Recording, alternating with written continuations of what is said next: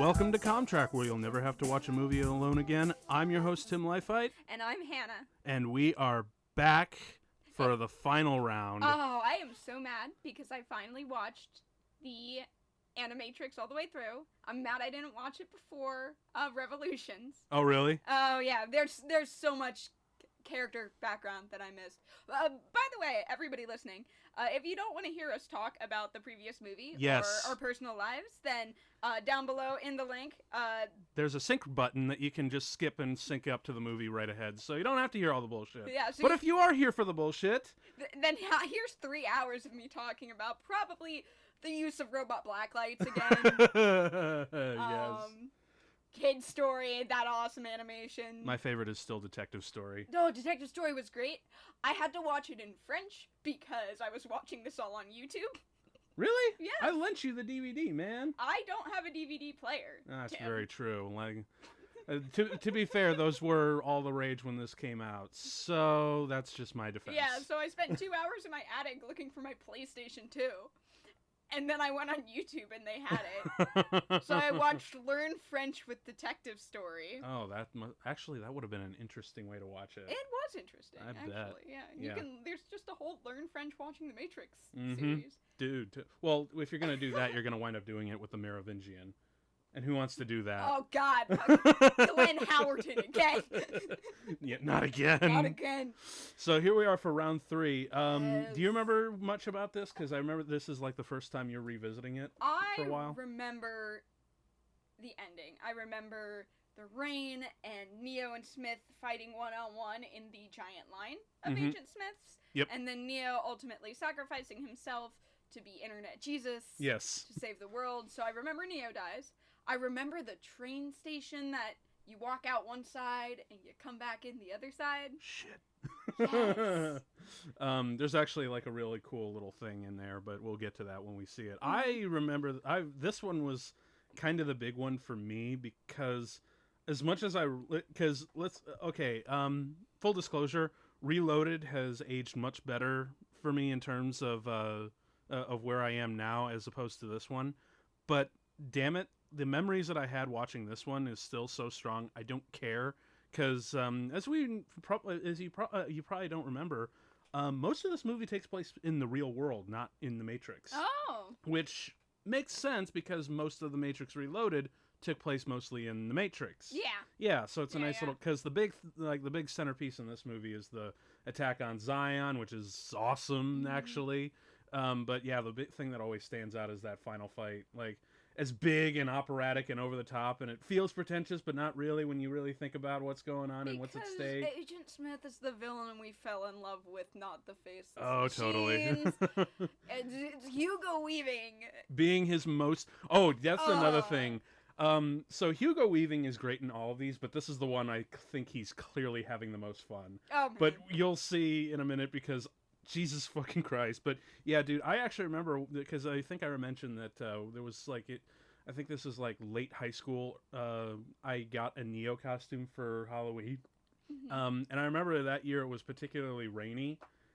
Yeah, I totally went out in the middle of a thunderstorm, dressed as Neo, waiting for Agent Smith to fight. And I was really sad I was the only nerd on the block. Up. He was. I was sad Keanu in the rain. A fun group cosplay to do is just multiple Agent Smiths. Yes. Just show up to the con with all of your friends. Yes, all of them, everyone dressed as, with like Agent Smith masks, you know? Commit, shave your head. Oh, only half of it. Only half of it. Only just, recede it a little bit. Like, I'll have to full buzz cut, but if I can get another group, knowing me and my history with cosplay, I'd show up and I'll have shaved my head into a receding hairline. And everybody else will walk in and it'll be like, oh, we're still dressing up. I didn't think we were gonna, and I'll just be a lone Agent Smith. Actually, I don't know. Like, I can kind of see you like doing the MMA fighting braiding that just female chicks do.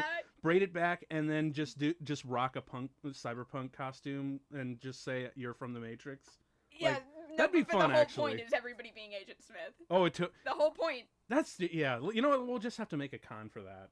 SmithCon. If I ever have SmithCon 2020. SmithCon, you're only allowed to. That's what my dad told me. Is like when I got into anime, he was like, "Oh, you kids are so lucky. When I was your age, all we had were Speed Racer and Voltron. If there were conventions back then, it would just be Speed Racer and Voltron." I think he literally told me a lie or something that he went to one and everybody was Speed Racer. Nah. So I always had this image in my head of a con full of Speed Racers. full of just Speed Racers. Well, to be fair, no anime existed back. To be fair, though, that would still be a Wachowski convention. you really? know? Because they did the reboot? Yeah, they did. That was them? Yes, that was totally them. Oh. Yeah. I had collectively taken that out of my mind. Blanked that out permanently Men in Blacked myself. I actually do need to check out Speed Racer because my mom introduced it to me growing up, and plus, like, I hear it's not as bad as it all is. Plus, they picked the perfect picked the perfect actor to play Pa, which is John Goodman. Like, that's spot on casting for Speed Racer's dad. So I should check that out because I hear it's not bad, and plus I still really should check out the rest of the Wachowskis, even Jupiter Ascending. I just if I see an anime remake in the West and the main actor is a white teenager, I'm checked out. I'm checked out. I'm bored. It's all Dragon Ball Evolutions to me. Oh, don't you dare! And that's what it all feels like. Nope. No.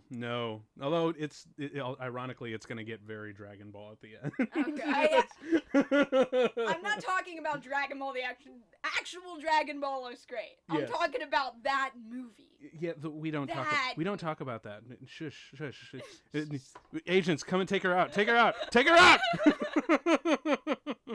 Okay. So I think it's about time we start the movie. So folks, if you guys have the movie back at home, pop it in. Where if you got it on Blu-ray, DVD, digital, VHS, even.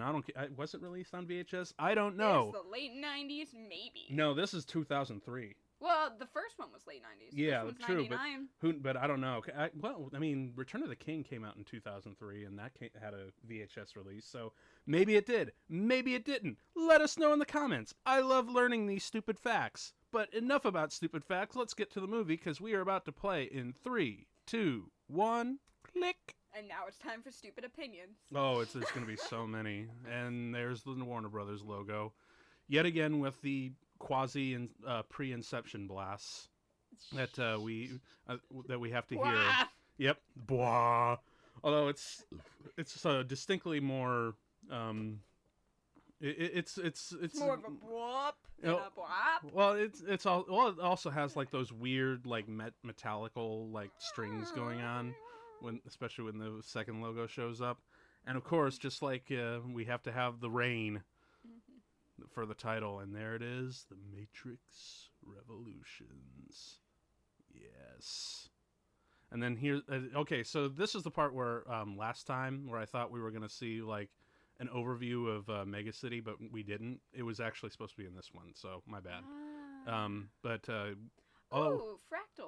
Yeah, not quite. Those are fractals. Yeah, well, that's true. That's a Mandelbrot But system, then we see like what Mega City kind of looks like from way overhead, and it's apparently this giant bull shape, which, oh my god, it just dawned on me. It's a reference to the Chicago Bulls. No, it totally is, because the Wachowskis are huge Chicago Bull fans from Chicago.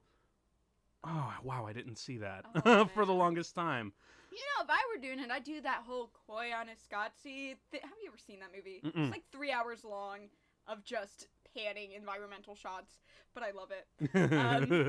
Where they do the overview of the city with the dramatic music, and they cut to the overview of the microchip, and they look the same. Oh, snap. I would have pulled that. Snap. So now we're right back where we left off from the last one. Neo is in some weird sort of coma, and I guess Bane is there. Not Nolan Bane. Oh, he was born in the darkness. He's Agent Smith. He's a really good Smith impressionist, which is I shit you not. That's literally how he got the job. The reason that character existed is some guy just walked onto set and was like, "Mr. Anderson," and they're like, Wachowskis "Holy were like, shit! Yes." Wait a minute. What if we could put Smith in the real world? Whoa! But yeah. So now they're just trying to figure out where the hell Matrix is or Neo's conscience is, and apparently he might be in the Matrix. He might not be, because I think it was it's like right here where she's like, these neural patterns that I see here are exactly the same kind of neural patterns I see when someone's jacked in. But when we check the Matrix, he's not there. Where is he? He's in the cloud. Not quite. He's in that. Well, I mean, you're gonna see in a moment. He's in the train station, right? Ah. But there's a real like on the nose little joke in there that, to be fair, at this day and age, it's like, oh, for real. But at the time, like, I didn't notice that until years down the line. But we'll get there when we get there. What little on the nose? Are we not there? Jesus H. Christ. No. Is that on the nose? Nope. They're just like reacting because the machines are going to be inside the city in like 20 hours, which means everyone's got to move like a purpose. Since the first attack for them to stop the machines before they even get there totally failed. They got to head back and regroup in order to do their second line of defense. And then Seraph. Hell yeah. Love this guy. And now here we are with Neo. And he's in the weird train station. Yeah, this is one of the scenes that I remember that you can't, like, leave. Mm-hmm. Well, do you know the whole reason why? Because the Lost Woods from Legend of Zelda. Mobile Avenue. Oh, yeah?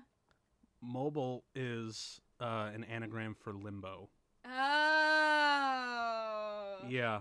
See, I get it. See, like, nowadays when you see it, you're like, oh my god, that's so on the nose. But to be fair, like, I didn't notice this till like 10 years after the fact. You know? Like, so, internet... Maybe you just have to be, like, old enough to be like, or maybe everybody else ripped it off and did something else different with it. Probably.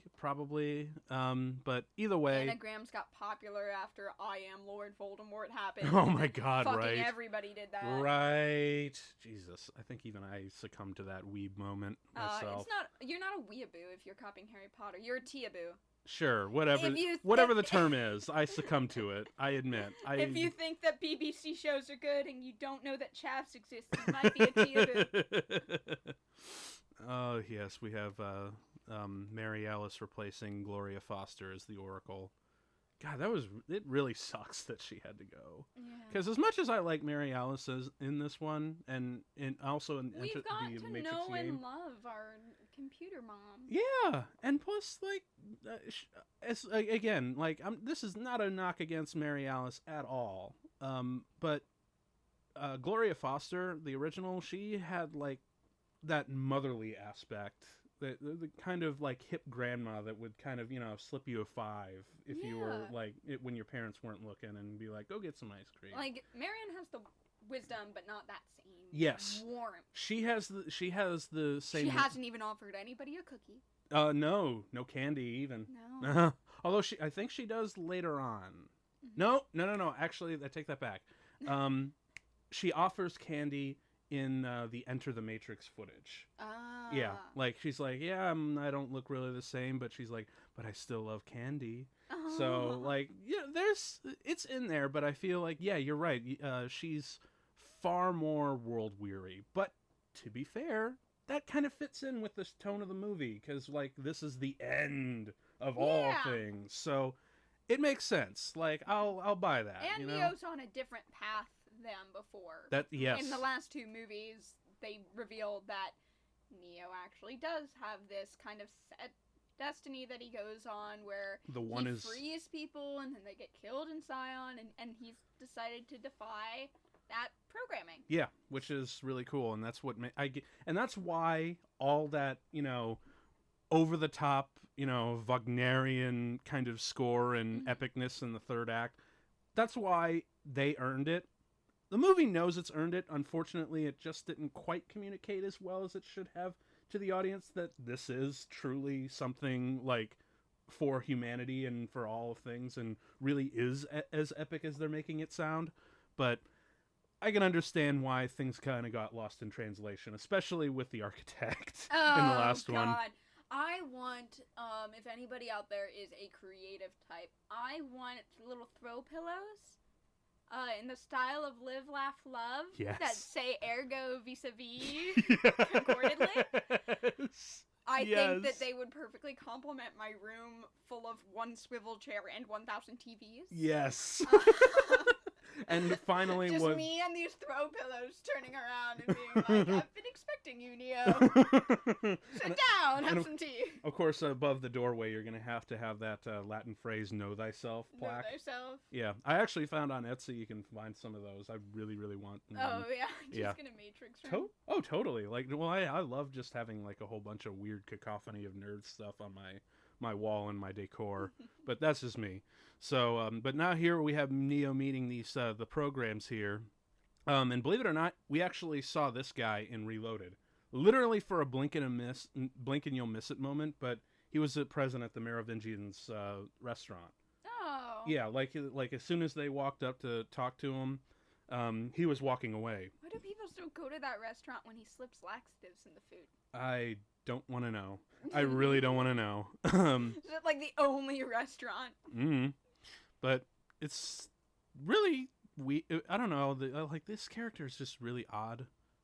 Like, I know programs a lot of the time look human and walk among us and like that, but I don't know. Like, well, you know what? I guess like it is really interesting because it's playing into the whole idea of like sentient programs. Yeah, because this is a nice, lovely little family here. They're not like the Merovingian or Agent Smith or any of these, "Oh, we look like you, but we're actually nasty." Yeah, or we're superior. Yeah, they're very lovely people, and so that this is the wife is reserved, granted, but she's seen the ugly side of humans, and I'm pretty sure like she has like a bit of the machine city within her. It's just like humanity cannot be trusted. But you're they're human. not like outwardly sus, they're not like trying to pretend to be nice, and then it does kind of raise the question. It's like, oh, I don't want to delete you guys. No. I mean, the father and Sati here, I mean, they're really nice people. It's plus,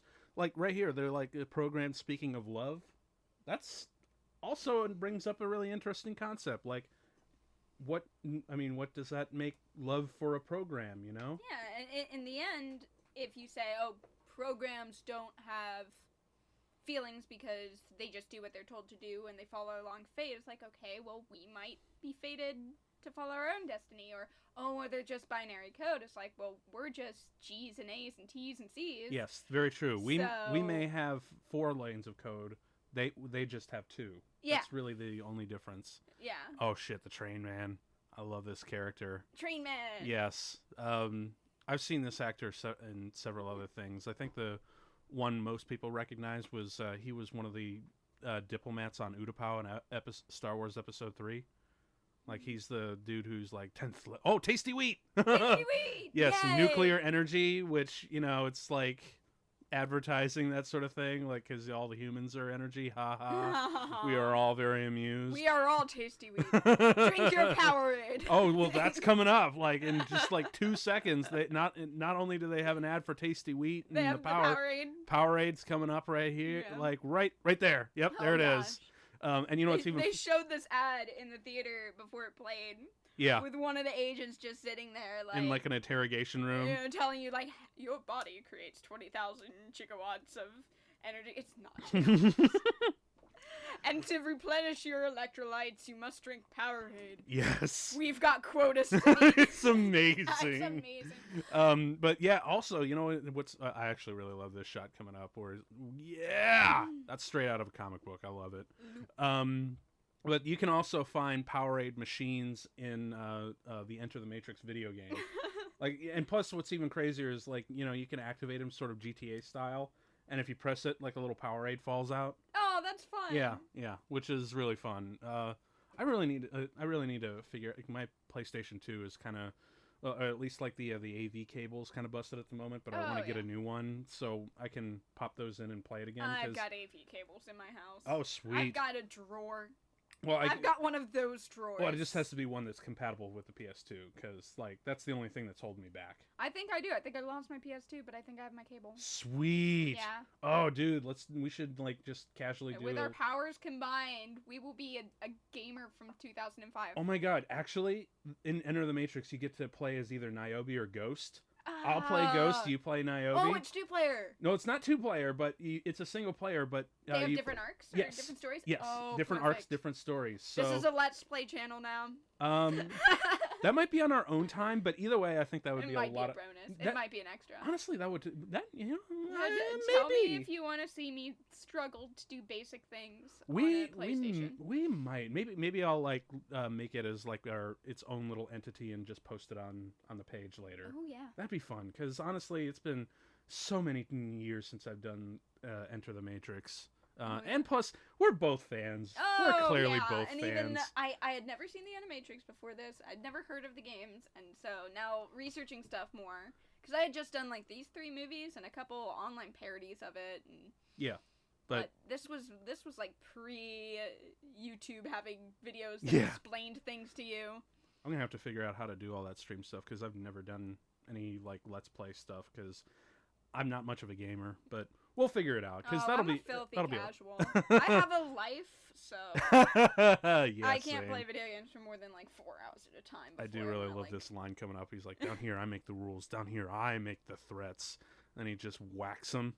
And then down here, I'm God. Love it, man. Oh, he is so fucking creepy. I'm actually kind of surprised that. It might because if I remember correctly, I've read up a little bit on this actor. I forget his name off the top of my head. It really hurts. Like I know I've seen him in a whole bunch of other stuff, but I think because of his like weird physique, he's got like joint issues and whatnot. Yeah.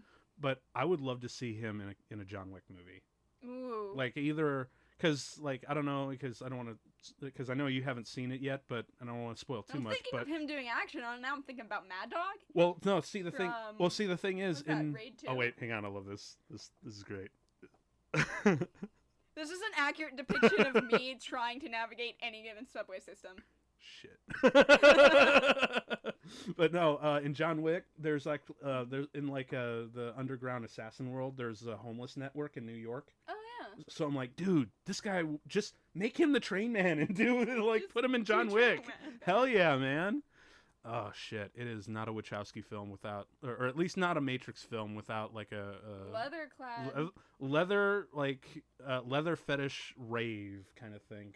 You know? It's just not complete. So I really hope they have that for the 4th one whenever it comes out. Oh, just open it with a rave. Or wherever, man. Just like let's make it the best rave ever. Like let's try to top the Zion orgy.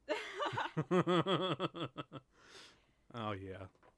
Just make the rave like the whole like 3 hours of just an orgy rave. Make it Tron for adults. You know, you just went to like, because I saw Tron, I went there for Daft Punk. Yeah. I went to a matinee and I danced like with my friend. Dope. Like.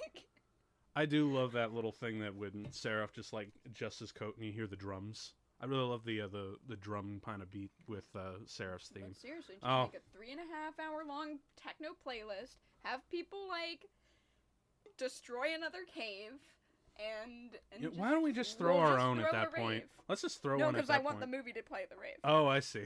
It'll be a 4-dimensional experience. You yourself will enter the Matrix. Yes, I love this sequence, dude. Yes. And I love the music. Like this is when they go. Like I think they've done some techno action beats, but this is the point I think where they go true techno, and it's when the beat drops when they start firing their guns again. It says like, wait for it, you hear it, and drop the beat. Yes, bitch. Oh, so good. Like, and plus I really love like how with the Merovingian, you know, reality tends to get a little warped. I love the upside down, walking on walls, fucking stuff. Love it, dude. Like this is, and you could tell they're really trying to do some callbacks to the lobby shooting spree with the yeah. pillars and everything. Double wielding, squibs going off, dust flying in the air. At the same time. Yes, and of course this move by Trinity, which she did in lobby shooting spree, takes them out. Boom, love that. And then we got this guy right here. Is that chainmail or something? Yeah, that's absolutely chainmail. Sweet. Oh man, these outfits get crazy. And leather. And I love the squibs that go off with them like that. Damn, that's some good stuff right there. Why don't people dress like this? They do. You just have to go to the right place. I know some people. Yeah, but I know that everybody would dress like this if they didn't have shame telling them not to wear a gimp mask. Scorpion kick. Fucking love it. Yes! And then there's this moment. Carrie Ann was actually so fucking nervous about kicking that guy into the wall. Oh. Her eyes are closed. Like, it's good. She was like, oh my god, thank god I'm wearing sunglasses, because my eyes were closed because I was so worried that I was going to hurt the guy. He was fine. Oh, yeah. And then, of course... Yes, absolutely a rave again. Fuck, yeah, man. Gimp mask, leather, Jesus. nipple twisting. Oh, right yeah. There. They have high heels and the full-on leather bodysuits and the face hugging. Step on me. You got all these guys. Look at that guy in the behind Seraph, like right there. Oh, like he's just fully leather bound. Like we got that one pink guy. Yes, you gotta love it, man. And then of course, if you didn't, if you notice, oh, and they're tied from the ceiling. Yes, love it. And there's the Merovingian himself. So. If you wouldn't believe that this man's supposed to be the devil, you look how he's dressed and everything. But if you noticed on the elevator when they, hit the button. 6? No, it said they hit the help button, but the P was kind of scratched off to give it like that otherworldly look, and it's hell. They're literally going down to hell, which, like I said, I think this early stuff is where it gets really like on the nose, but whatever. I mean, it's no. It gets worse. Like he literally says, like, "You've gone through hell to get here." Yeah, I think they even did HEL. What the hell, dude? So even the subtitles, if you watch this with subtitles, will explain the fucking joke to you. Fuck, dude. In case you didn't notice it, we're gonna spell it different in the subtitle. Oh god. So this place is canonically called Hell. This is really. And I want another. I can't believe I almost didn't drink for this. I know, right? Even I'm here like, oh Jesus! Now I really wish I had some whiskey with my Coke. Oh my god. Well, at least we got Monica Bellucci's. Yeah. At least there's that, and we have some. Monica Bellucci dipped in latex is the only thing that's distracting me from my pain right now. That's the sort of like Dom. It's like. You're like, yes, Merovingian, I've come here to feel pain because I feel pleasure from pain. Are you going to whip me? Are you going to, like, pinch me? It's like, no, I'm going to tell you terrible puns. and you're going to beg me to stop. And it's just like, kill me now already. Like, come on. You guys got all these, like, weird leather guys with guns. Just put a bullet in my head already. If I kill you now, there'll be hell to pay. My club is sick. And you just groan until you eventually start to enjoy it. Till they go from like truly like dad awful pun groans to orgasms. Oh yeah, like pun sadism, pun related sadism. You know that's got to be a thing somewhere. It is in the Merovingian house. And of course, and you know what's even crazier on the nose? His tie is actually in what they call a Merovingian knot. I'm going to kill myself. I know. I hate this. He's just here. I mean, to be fair, it's they put thought into every detail, but it's in like the most straightforward way. And they probably were like, "Hey, prop master, we're thinking about giving him one of 3 olives." This one is from Finland. This one is from Hell, Iceland. Get the Icelandic one. Yeah. I do. Maybe it's just because all these guys are like sadomasochists. It kind of makes sense that they're in a club like this. Yes. Like, so I guess it adds up. And besides, let's face it, our heroes are not happy to be here at all. Least of all Trinity, who's just like, give me back my man already, Yeah. you stupid punning master.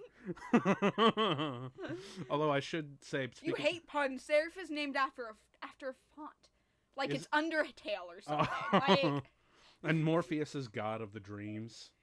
I know. Yeah. That's always. I know. Well, that's always been so. Tell me more random background details that they put look. They're halos around their head. By the way. Fuck. Did you notice that? Fuck this. Trinity, save us. Framing. Save us, Trinity, please. Thank you. Just beat ass, all of you. Oh boy. This is a nice scene to watch because they get to kick ass and everyone they're beating up likes it.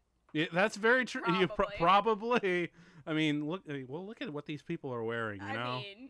Yeah. Oh, I do love that shot. Really, another really great Frank Miller moment. And I also love how they go back to the above shot, like right there. Yes. So you just see... So that you're lined up to see where the chaos is before you jump back in. Yep. Love it. That's actually really good. Although, to be fair, I feel like both... because I think only Seraph and Morpheus only have one gun apiece. Look at that guy behind Trinity, too, has horns. Oh my god, he does. Look. Wait for it. Yep. Oh my god, he totally horns. does. Although I do really love how the way she cocks the gun, just like right before he's like, "You're really ready to die," and she just, "Believe it, bitch." And last bit, like she calls him Merv. Merv. What's it gonna be, Merv? Like, dude. That really grinds his gears. Yes, quite literally so, because he's a machine. Yes. And speaking of machines, Neo is apparently trying to meditate himself out, but all I can see is like premonitions of the Machine City. Of course, we'll get to that towards the end of the movie. And right on cue, it's Trinity to the rescue. It's nice to see that Trinity saves him. Oh, and actually, I think that was the train man there driving too. Train man. I guess he just switched sides. Well, no, I'm pretty sure he's still acting under orders, but he's like, yeah, Merovingian's like, you know what, this horseshit, all this bullshit isn't worth it. You can have your fucking savior already. I don't give a shit. World's coming to an end, right? Oh, yeah. No, a lot of these programs I feel like don't give a fuck. Yeah, that's very true. They're very chaotic neutral. Yeah. Except for Smith. Well, the agents are his like... own moral code of smithiness. Well, I think Smith has gone from lawful evil to chaotic neutral at this point. I feel like he's lawful, but his own law. In a weird way. In a weird way, yeah. So it's kind of like this weird... Like, he doesn't follow the machine's orders anymore, but yeah, I feel like he's... still operating with his own code in a weird way. Smith follows his own smithy rules. I guess you could say he's like lawful evil now. Yeah. Or no, not lawful evil, neutral evil. Neutral evil? Yes. Yeah. Because when he was still a part of the system, at least he was upholding it. He was just like slightly more towards neutral evil than, say, the other agents. Yeah. And that's why he's turned into this weird virus. But yeah, you're right. He's not completely chaotic neutral. Because if he was, I don't know if he would just like destroy everything. He'd just destroy everything. Well, I mean, that's what he is doing. Yeah. With the virus, so point is, like, he's evolved from. He's no longer really lawful neutral. That's pretty much just the agents this time. Although, interesting thing. Oh wait, no. She does love candy. Okay, so I was wrong. So that wasn't just in the end of the Matrix. It wasn't just from the end of the Matrix. It was in this scene. But yeah, I do really love how they're recounting his first time there, as. But yeah, these interactions I always really love. Oh, I know. She always kind of. She's everyone's mom. She's Neo's mom. She is mom, grandma, and Yoda all rolled into one. Mm-hmm. Although to be fair, like now he's just like, dude, why didn't you tell me about all the ones before me and all this stuff and how the prophecy was a lie and how the hell I was able to stop 3 Sentinels without even thinking about it? Because we didn't know there'd be sequels when I said that. Okay, that's fair. But he did have a conversation about this sort of stuff in Reloaded. So She at least knew at that point. Because it wasn't time for you to know. That's. Although that is bringing it home. I do like how they reference that. What now? It's like not a Deus Ex Machina, but what is the fancy film word for big excuses? I believe that's just laziness. Yeah, that might be lazy in and of itself, but because I don't it care. wasn't time for you to know. Because I didn't fucking feel like it, Neo. Because I haven't had my cigarette yet. Maybe it's because like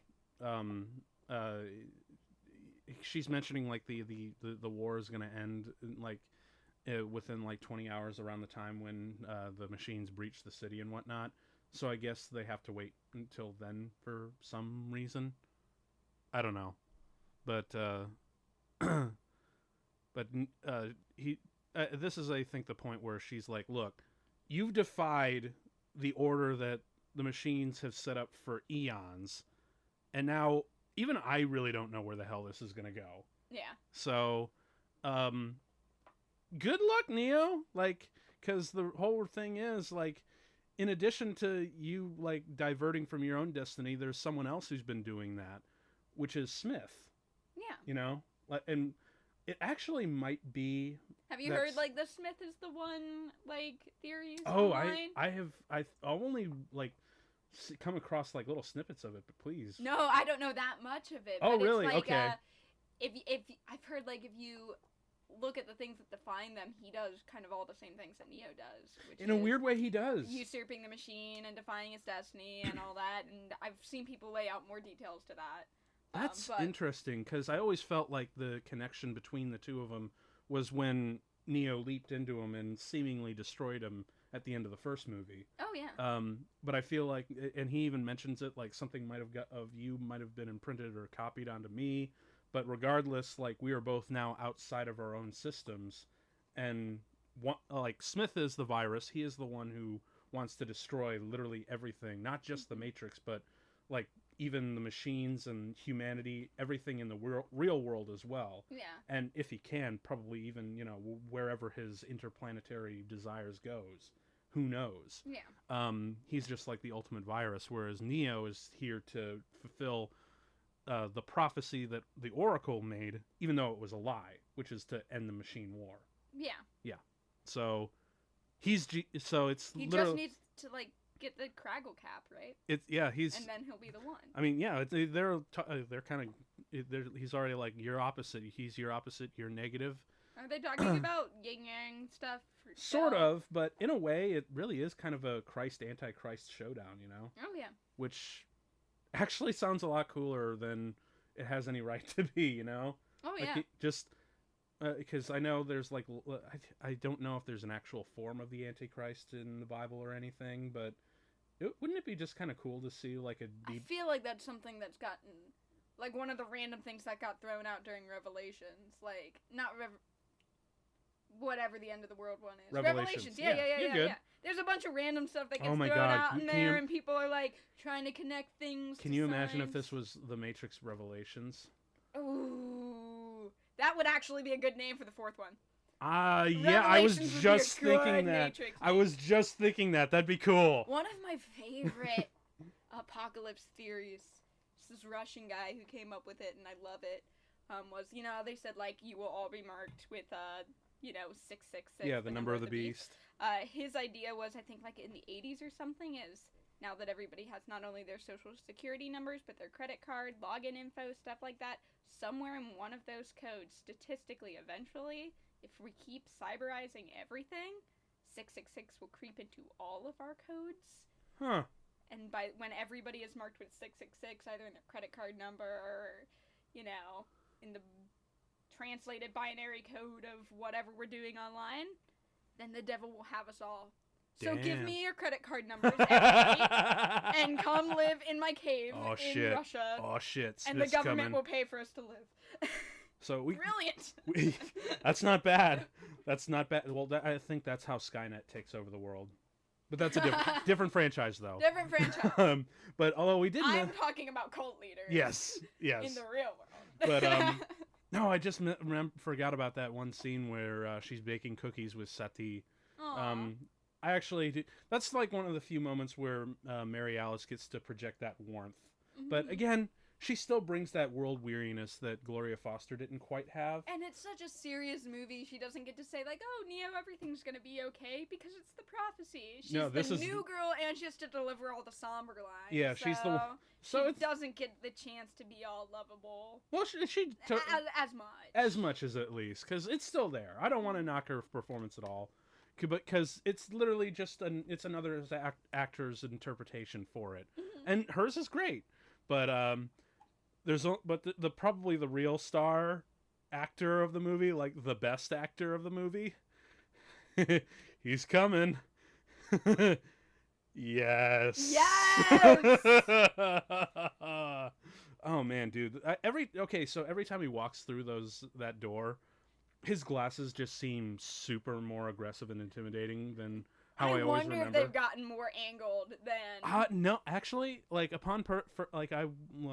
just watched that scene alone. I don't like him talking to kids. It's the exact same glasses that he used, because the glasses that he wore as an agent and the one where he's a virus are two different ones, but this is the exact same kind of glasses he wore in Reloaded. I love that line. Once you get to know me.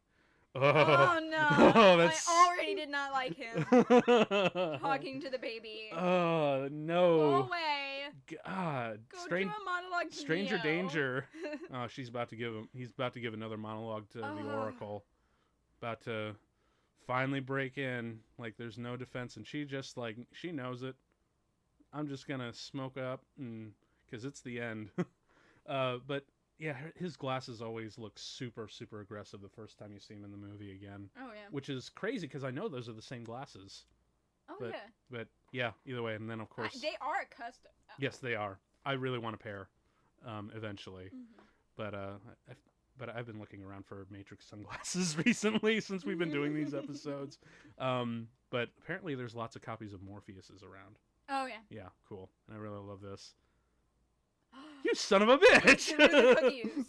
Like that's, I think that's the point where he goes a little bit towards chaotic evil. Just like fuck the cookies. Because really, across the table, right? Not cool. And then, oh, dude, that creeped me out, because that Smith's Sati. Yeah. Like he assimilated her. Like that's mean and evil. Oh, and also, isn't that weird that he calls her mom? She's everyone's mom. Well, in the Matrix, just totally. A bad child. To be fair, throwing your mom's cookies against the wall. Yeah, dick. But to be fair, in the Matrix, the Oracle is everybody's mom. Yeah. Yeah, and of course, when Smith assimilates her, obviously that's kind of a big deal, because now he has the eyes of the Oracle. Oh wait, does he get her powers? Yeah, he gets to. He foresees everything, like everything. Not just the knowledge she already has foreseen. But he now has the eyes of the Oracle, which is what the Merovingian wanted, and now we have the greatest moment of Hugo Weaving's career.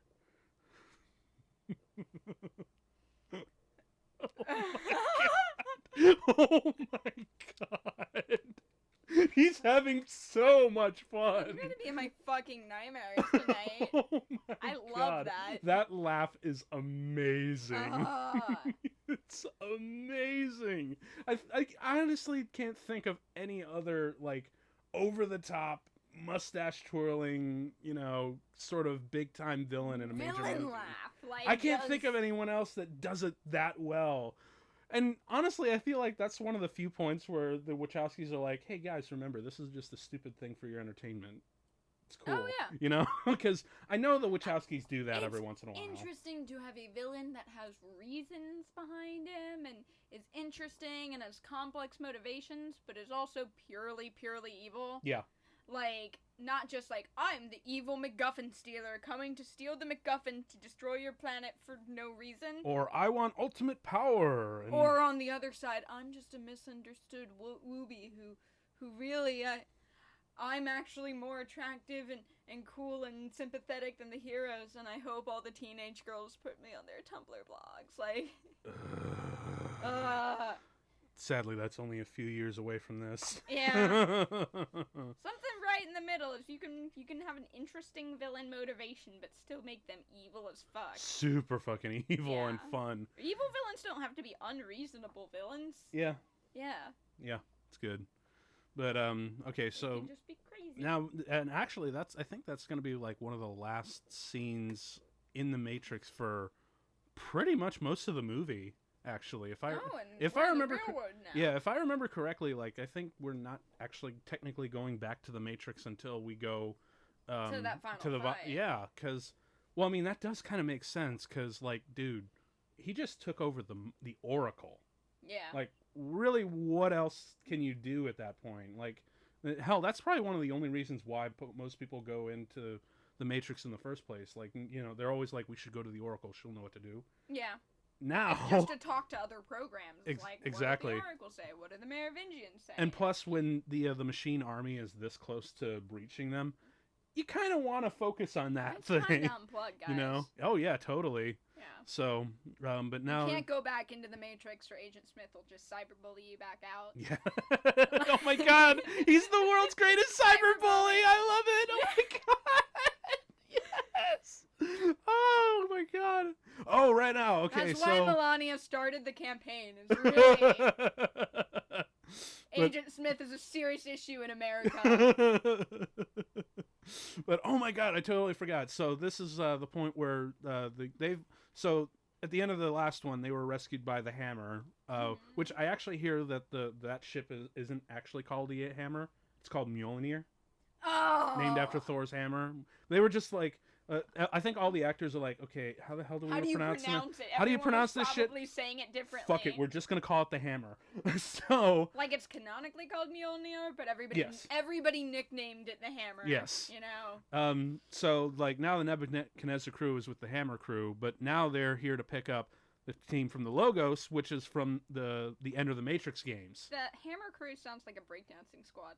Oh, actually, you know what's really cool is like all the crew members of the Hammer are named after guns. Like there's Colt, there's Mauser, there's Maggie, which is short for Magnum. Oh yeah. Yeah, it's all cool. And then there's what was his name? I think no, it wasn't Commander. No, it wasn't Locke. Locke is the Commander of Zion, but yeah, they all have like gun names, which is really cool. But Niobe, in the end, here Niobe's like talking to. It's like I had one final conversation in the Oracle. What'd she tell you? Exactly what I needed to hear. You hear that conversation in Enter the Matrix. Oh, what is it? She's if I remember correctly, because it's been a while. Like I watched the footage from the footage from Enter the Matrix like 5 days ago, but if I remember correctly, it was to the point where you're like, you got to walk your own destiny, sort of thing. I really wish I can't remember. Okay. It was much better worded and much less cliche than what I'm making it out to be. Yeah, but it was still a genuinely no twist to it. Like yeah. you know what it's gonna be. Yeah, which is totally acceptable. Yeah. But when you play as Ghost, it breaks my heart what you have to hear. He's like. She says like something akin to like I really hope that there are going to be more people leading the way like you when this is all over. Aww. Yeah, Ghost deserves love so much. Yes, he does. And I really want to see the End of the Matrix footage interwoven into this, but that's your supercut that you got to do. I actually rewatched the footage just to see if I could do it. A lot of the action, like some of the main key story points, happens in gameplay. So it's like, you're like, wait, what are you talking about? So it doesn't quite work as well. But either way. Oh yeah, that's another thing. I forgot this woman here was that's Gina Torres. Yeah. She is one of my favorite characters. She's Zoe from Firefly. Oh yeah. And at the time... That's where I recognize yes, her from. But also at the time, she was Mrs. Lawrence Fishburne. Oh. Yeah, dude. It's crazy, man. Oh, they're split up now. At least that's from what I remember. It's just cute to work with your wife, shush. Totally. But, and then of course, Nona Gay is back as Z. Just making shells. Making shells? Because she's like, look... there's volunteers for the dock, and if Link's gonna be there when they bring all the ships in, I kind of want to be there. Which is like, that's a stupid idea. In all retrospect, that is a stupid idea. But also, to be fair, a lot of people do stupid things out of love. Oh, yeah. Yeah. Oh, and of course, Kid. Kid. Love this guy. You wouldn't fall down if you were on your skateboard. Little skateboardy boy. He was like big on his skateboard. I know, that's because it's late 90s, early 2000s. Yes, man. And yeah. what's edgier than being a skateboarder at that time? So he's good with a skateboard, not good with a wheelbarrow. Yeah, but did Avril Lavigne write songs about wheelbarrows? Guess not. Wheelbarrow Boy, was that a song? No. Nobody wanted the Wheelbarrow Boy. Well, usually because Wheelbarrow Boy would actually, it's not so much Wheelbarrow Boy, it's Wheelbarrow Man. Position. No, Wheelbarrow Man, and it's usually the bartender who's coating Wheelbarrow Man around, just with like a couple glasses in there, or a couple empty bottles in there. Oh, and this guy passed out in the wheelbarrow? Yes. Yeah. And then we also had that really wonderful little interaction with Captain Mifune. Oh. I kind of wish that was Arlie Ermy, but at the same time, I'm really glad that they're reaching out to like all these actors of color. That guy's actually from New Zealand. Oh, so, yeah. Like, I love diverse casts in sci-fi because it just always exemplifies that all these people who've unplugged and rejected the system are from different countries, different walks of life. Yep. It just makes sense in science fiction when you've got like a small group of human survivors on a planetary scale that they represent the whole world. Yeah. Oh shit, this was always. I remember this shot was in the trailer. Yeah. Like something's wrong with the Matrix. Oh, no. With like the massive storm system that's going on, which that I remember seeing that in the trailer, and I'm like, oh shit, the Matrix is fucked. This is gonna be a show, and it was. It really was. Some areas not so much, but in most areas I still really enjoy this. But now they're gonna redo like the first plan. They want to punch a EMP just so they can get the Logos through and get everyone back to Zion. But instead, Niobe's gonna do something really crazy, which is apparently, I think they call it a mechanical line, and apparently it's like super duper narrow. So it's like vents. Yeah, it's like vents. And they're like, no one can pilot mechanical, and she's like, bullshit, Niobe. Holy shit, yeah. We'll get to that in a moment, because damn, Jada Pinkett Smith, like you can tell, that woman worked out for this. Like I don't care if she's just sitting in like basically the set equivalent of a Disney ride. You can tell, man, she is like working her ass off on that one. It's fun. It's really fun. And you get to pilot Niobe in the real world and the video game. It's really fun. I know I keep talking about the video game, but it's kind of impossible not to when you have that information. That's something to... Well, it's not just that, but the Wachowskis talked about doing the continuation of the story in multiple mediums at the same time. Like they literally did Reloaded, Revolutions, Enter the Matrix, and the Animatrix all in 2003. Oh, like, yeah, to have all this lore on the side, which is what we're doing now in cinematic universes. You've got TV shows that connect to series and stuff like that. And you got comics that that connect to it, and all of it's canon, and all of it's... and it's all connected and that sort of thing. The Matrix was made 20 years later. Say they kicked off in 2013. Yeah. On this kind of wave that we're doing right now. That's true. Although, people would have grasped onto that multimedia thing. To be fair, I think what they were doing, it's a lot like what Disney's doing with Marvel, but the only difference is they just kind of did it literally all at once, which is bold. I applaud them for shoving that much down our throats in just 1 year, and us kind of liking it. I know some people didn't, but again, you're just there deep-throating the Matrix. I walked right into that one, didn't I?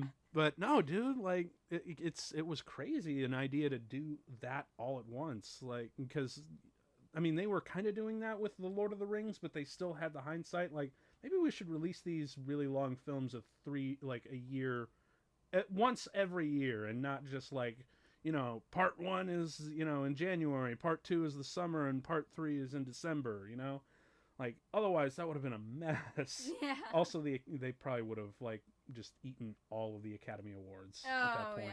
Yeah. Or they wouldn't have gotten wouldn't as have much. Been fair. Well, to be fair, they got, like, Return of the King got, like, all of them. Joe Morgenstein needed time for his toe to heal.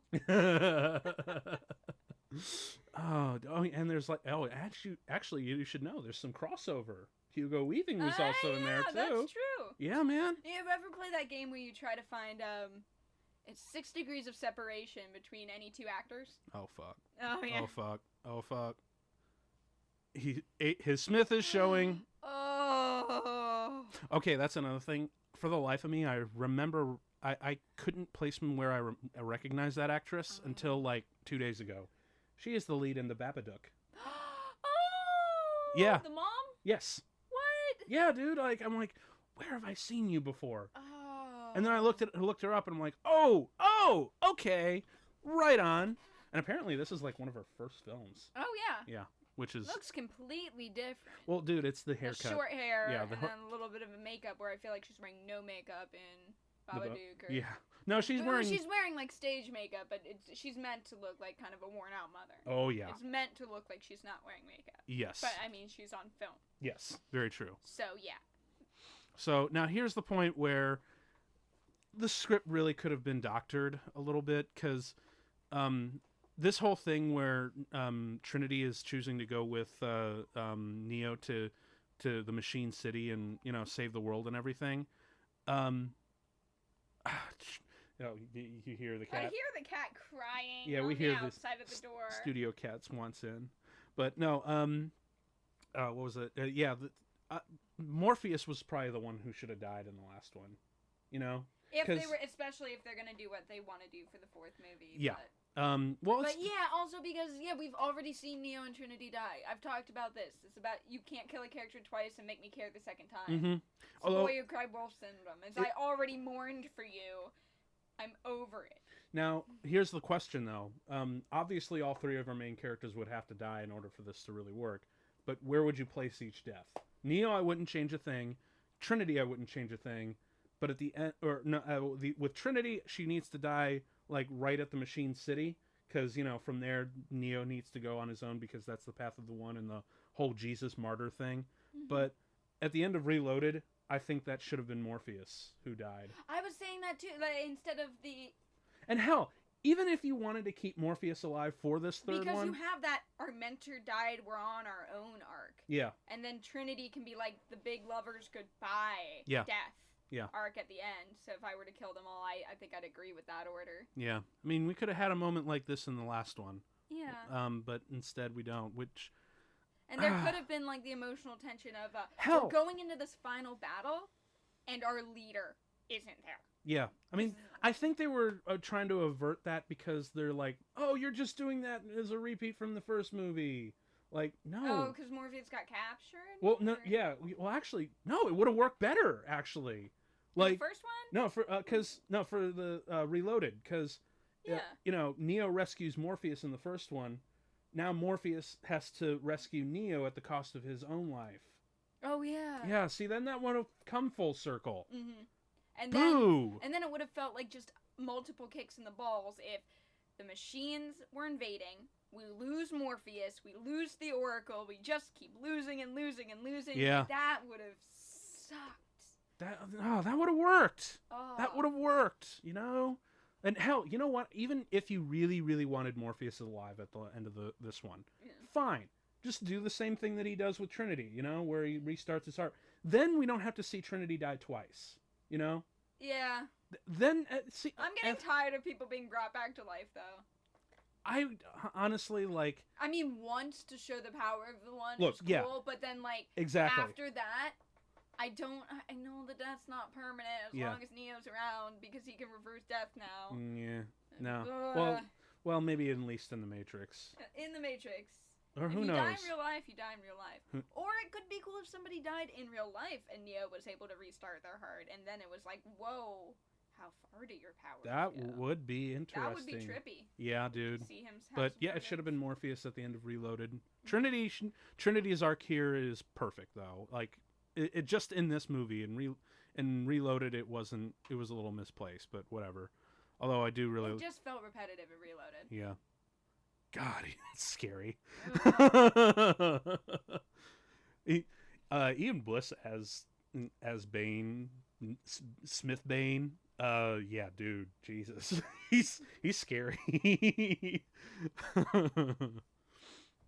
But yeah, at this rate they finally figured out like he's the one who sabotaged like the first attack and killed them all, and well, he ain't here, which means there's only one place he could be, the Logos.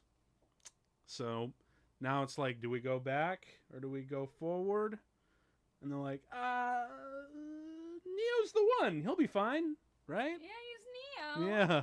And plus even if they do and Morpheus rightfully pointed out, if they do go back, if they are killed, he's got access to another EMP, and that just makes them one less ship. So, not a good idea.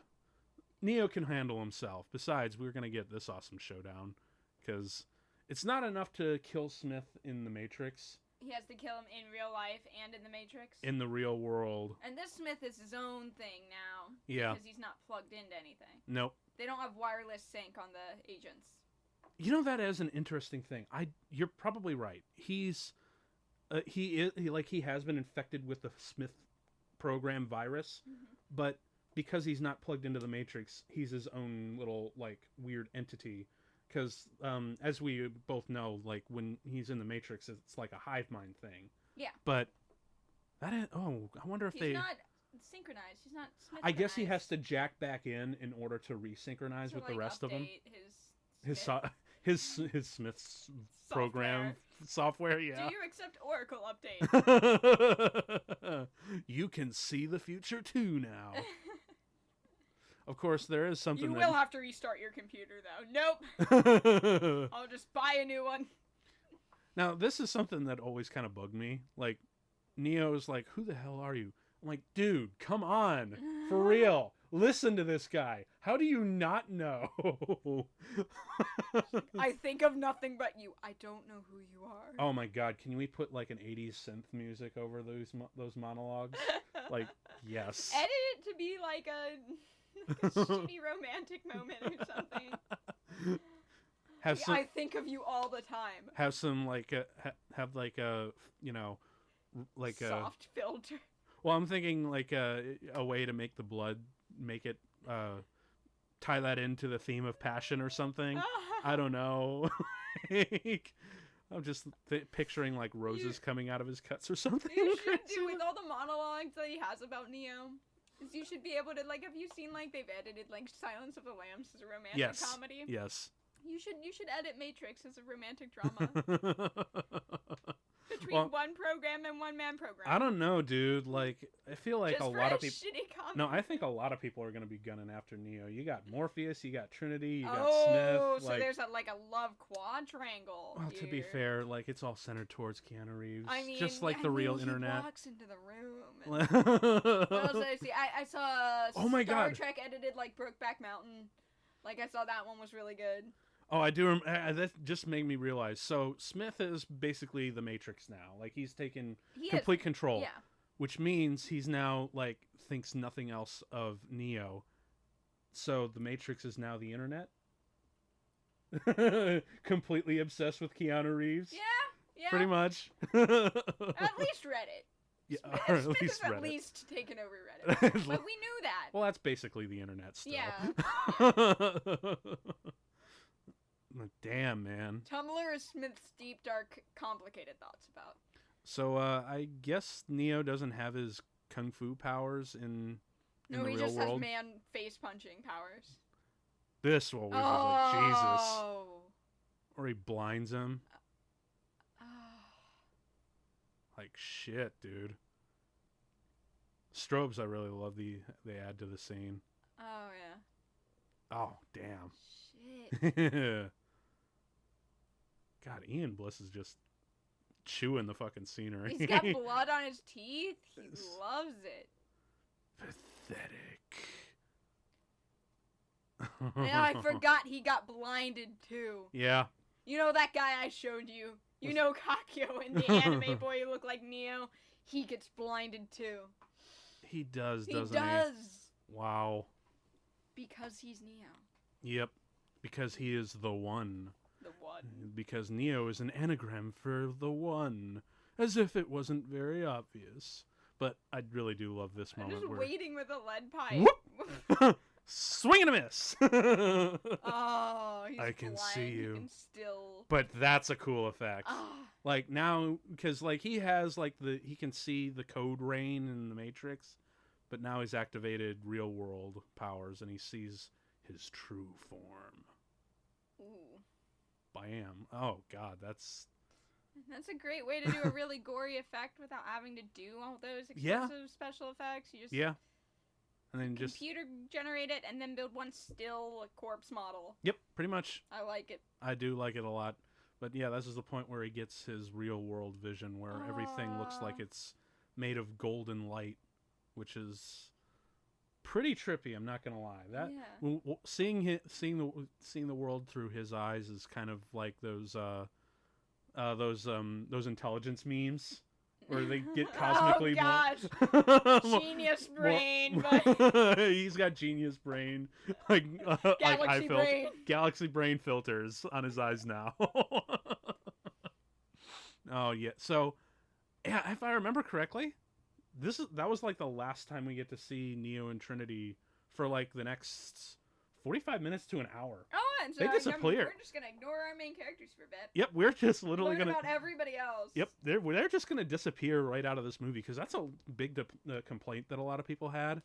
But to be fair, like they've been building up to it's weird pacing. It's weird. I think it kind of results in some ways from them wanting to do more with these minor characters and then not doing more with these minor characters, where there's a way to do it. There is definitely a way to do it, and I think the way they wanted to do it would have been the way to do it, but I feel like we didn't get to spend enough time with these people who aren't kind of our main trinity, no pun intended, that we really, really care about all these people. Like, I don't know this guy's name. I remember only because I friggin' love those APU units. Like, I actually remember making a Lego version. Oh, that's cool. Yeah, fun times. Did you buy it that way? No, I just built one myself. I'm a huge fan of Lego. I love Legos. Back when people were creative with them. Yes. Nowadays, people buy like a $50 set for like one Hogwarts train and then follow instructions. Nah. It's lame. I like designing my own stuff. Yeah. But I really do love this moment when he's like, we're gonna give them hell before we do. Good shit right there. Oh, yeah. But that's Captain Mifune. Oh, yeah. No, it just clicked to me. But we didn't spend a lot of time with them to the point where having this whole story be centered around them. Yeah. I feel like if I knew them more intimately, that it didn't take me 3 minutes to remember Captain Mifune's name. It's crazy, and he's not even in the Enter the Matrix game at all either, which is weird. Like, you get more scenes with Commander Locke, but he's weirdly ignored in this. It's the Wachowskis, I feel like, bit off a little bit more than they can chew with all of this. But again, in all fairness, they still came out with something pretty cool. Oh yeah. But you do have to get invested in a lot of these people's rewatch the film or go see the extras and be like, oh, this is their lives, and there is a lot of content. Yes. It's super interesting about these people and their backstories, but it's not all crammed into the movie in the right pacing where you remember it all and you got that syndrome where you go into work and you learn everyone's name and the next day you're like, ah, shit. That was probably the biggest counter argument, which I totally sympathize with. Yeah. Because they were consciously releasing these out to on multimedia effects. For the average moviegoer who hasn't seen the other stuff, it would make no sense, and that's a disadvantage. Your multimedia stuff should be supplementary. Yeah. Oh shit. Usually when you do it. Oh shit. Oh shit. They're boned. Not good. Because even with, like, some of these, like, Marvel stuff, my complaint is I don't know what fucking order to watch these in. Like, and do I have to watch all these? If I really am not enjoying this one series, or maybe I'm not a gamer, and so if I was watching The Matrix, the games might be frustrating to me. Am I losing out vital information? Or do I need to watch the first movie and then play this game and then watch the Animatrix and then watch this movie? And you should be able to watch all the movies and play all the games and do it in any kind of media-wise order, as long as you're playing those things in the right order. It's an experiment that is still ongoing, and I feel like we still have yet to crack that really good code for it. But then again, do we really need that sort of thing? Do we really can we just have dive into lore? Can we just have a movie that begins and then ends, and then we have to imagine stuff afterwards? Like, remember those days? No, nowadays we go on Twitter and tell you which characters have erectile dysfunction. Oh shit! Oh, I do love this shot right here, where the one sentinels with the swarms. You know that Harry Potter has erectile dysfunction? No. Well, he does. It's a huge problem with him and Ginny's marriage. I don't care. No, I'm just gonna focus on the 7 books and the 8 movies, and that's it. Don't need all the other stuff. But, yeah, here it is, the big drill moment. Yep, the big drill is about to. Whose big drill can't puncture anything? Harry Potter's. Son of a bitch! I'm trying to escape from that, folks. I really am. You sound like Ginny. Shut up. And we got a breach. Although now what's really cool is, like, I do know that they built a full, like, a miniature drill. Ooh. And they crashed it in there. Like, a lot of this shit is miniatures. Oh, wow. Like, a lot of it, or like, so that's probably a real 5 foot tall. No, they're a lot bigger, actually. Like 20? Maybe not that big, but I do know that the central crane thing, was like a 20, 25 foot tall model. Oh, wow. Yeah. Like, some of these shots are obviously CG, and they use the CG to render the background models. But either way, I'm just glad that they use as many real elements as possible to supplement the visual effects. And I think they keep the CG to the stuff that's from the future. Yeah. Which also kind of works in its favor. Robots flying around, that works in CG. Oh, shit. Because I don't have any real-world comparison to drag me into that uncanny valley. Dude. I'm really sad out of, like, all the stuff we've seen in the video games. Like, there's even a post-2003 Matrix game, which is basically the Neo game. Yeah. I would love to see an arcade game for this. Oh, like arcade style? Arcade style with the APUs. Just set it up like Space Invaders with better graphics? Yes. That would be cool. Just dual wielding these giant mecha machine guns at the hordes of the machine army. This would be cool.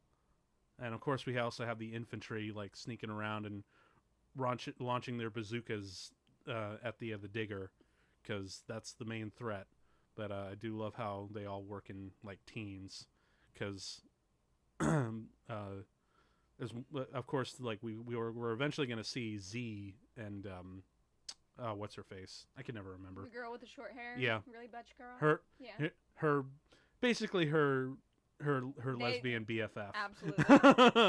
Oh, speaking of the devil, here they are. Yay! Yeah. Also, if I remember correctly, she's from New Zealand too. Oh, nice. But that shouldn't surprise me too much, because a lot of this was shot in Sydney. So they're like, Australian actors, New Zealand actors, because I know Hugo Weaving is Australian. Oh, yeah. So you hear him in real life, and you're like, oh shit, he has an Australian accent. Usually, I'm used to hearing him like Agent Smith. Either Agent Smith or what's his name from Lord of the Rings? Arwen's dad. Yeah, Arwen's dad. What is his name? His name is Arwen. No. Like I'm a huge. I love Tolkien, but this is like I'm drawing a blank. Has a lot to remember. Don't kick yourself. There. All right, that's fair. But they managed to take out one of the legs, and they're gonna try to take out one more on as that stress point. But yeah, these sequences, dude, this makes me want to strap myself in and start shooting the crap out of those squid machines. Seriously, this would be an awesome this would be an awesome game. Like ride where you strap yourself in. Dude, fuck yeah! Like the Buzz Lightyear ride or the Men in Black ride. Yes. Yeah, dude. Only this time it's dual wielding, and it's not just like the one thing on a pod. No, you're freaking strapped in. Man. Oh yeah. That'd be fun. Put you in and a like VR room instead of having to put it on a whole thing. So you a can mini have game more... would be having to like reload and protect the reload guys. Oh, that'd be fun, you could man. do a 2-player that way. Yeah, dude. Somebody in the back. We gotta have somebody who didn't want to play the game is like, I'll be reloader. Someone dude. Someone needs, or no, you just protect them. Oh yeah. But it'd be really like that. You have to protect them as an NPC. But dude, this would be really cool. No, never put an element in a game where you have to protect somebody. That's the worst. Oh really? Nobody likes escort missions. Nobody likes protection missions. Actually, have you ever played a game where it's like your goal is to stop them from hitting the giant thing that won't defend itself? Have you ever enjoyed a level like that? Good. You know what? That's actually a good point because that's also one of the worst things about Nintendo Superman. Oh yeah. That's one, but escort mission. You should only ever have to protect someone if you're playing multiplayer. Dude. Oh my God, they're like those fish. Yes, they actually I know they probably like looked at photos and of schools of fish. Yeah. But yeah. Holy shit. Oh my God. I think before in one of the movies we saw just one of them and it was scary. Yeah. Now we got like that sort of thing, that hand of God coming at them, like Jesus. God. Yeah. Jesus.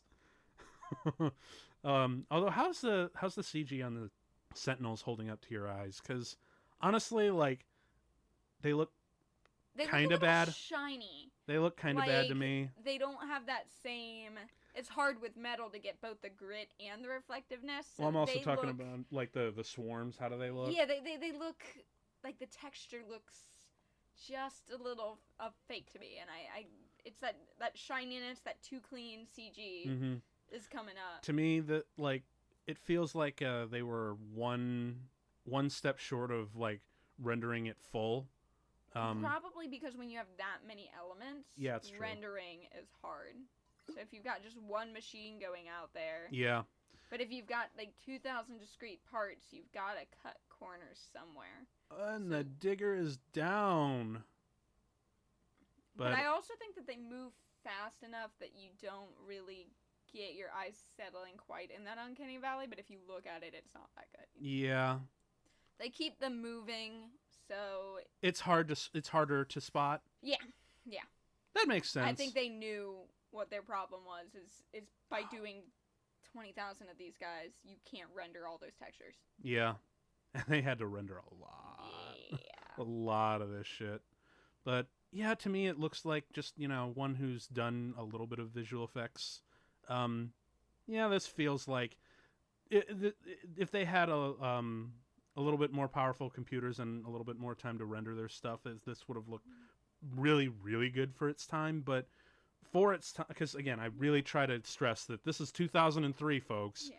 This is so I'm really willing to give a lot of leeway, because I know if you show this to a visual effects artist now and be like, this is what I just made today, by a Hollywood standard, this is not really good. Yeah, this is really unfinished. But for these days, I'll buy it. I think they did some smart things to cover it. Yeah. I think the speed covers it. Yes, the speed is... we're rarely seeing the machines interact with humans when also it's this chaos sequence. Also the strobe of the lights and how the... Strobe of the lights. Like, because...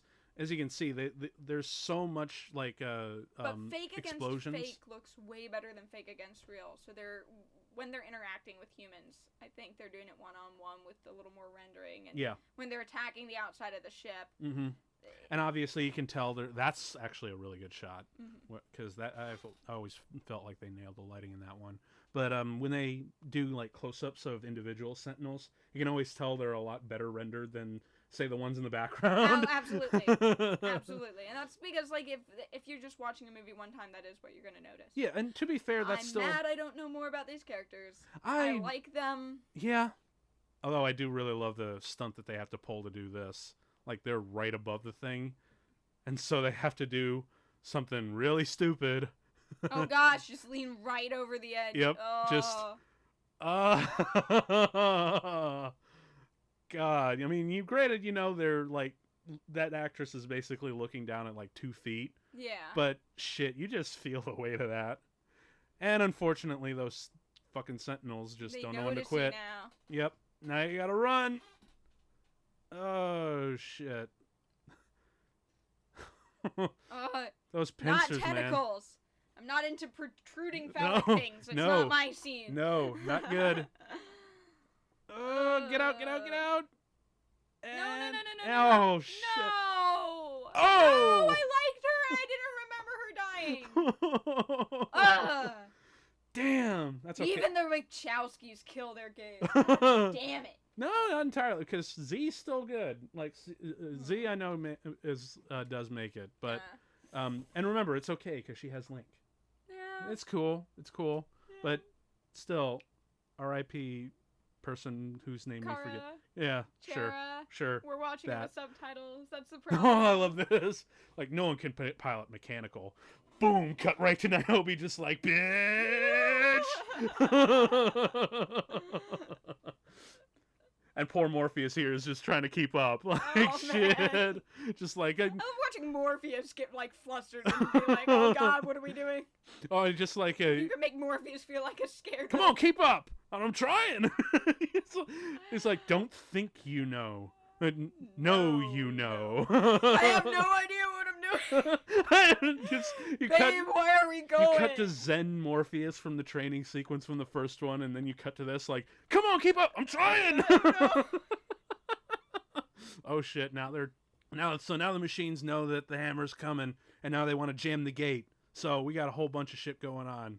Holy shit! I do like your theory that they changed the name just because the actors kept pronouncing it differently. Probably. Who knows? But yeah, now they're like, oh shit, we've got reinforcements.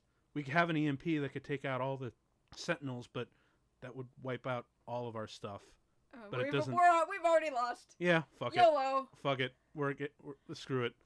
I really do love the blood on the one guy.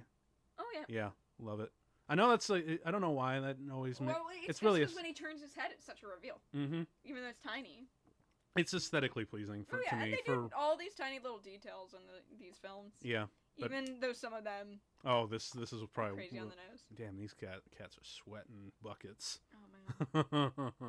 This is probably one of my favorite moments with Niobe, though, where they pull the drop and they go full power, boom, and then they have to spiral all the way back up. And then what was it? Oh yeah, Captain Roland. He's the ship's captain. He has this really great line coming up. It's like, damn, you can drive. Good shit. So have we lost yet? Yeah. Kinda. Like. You see. We're.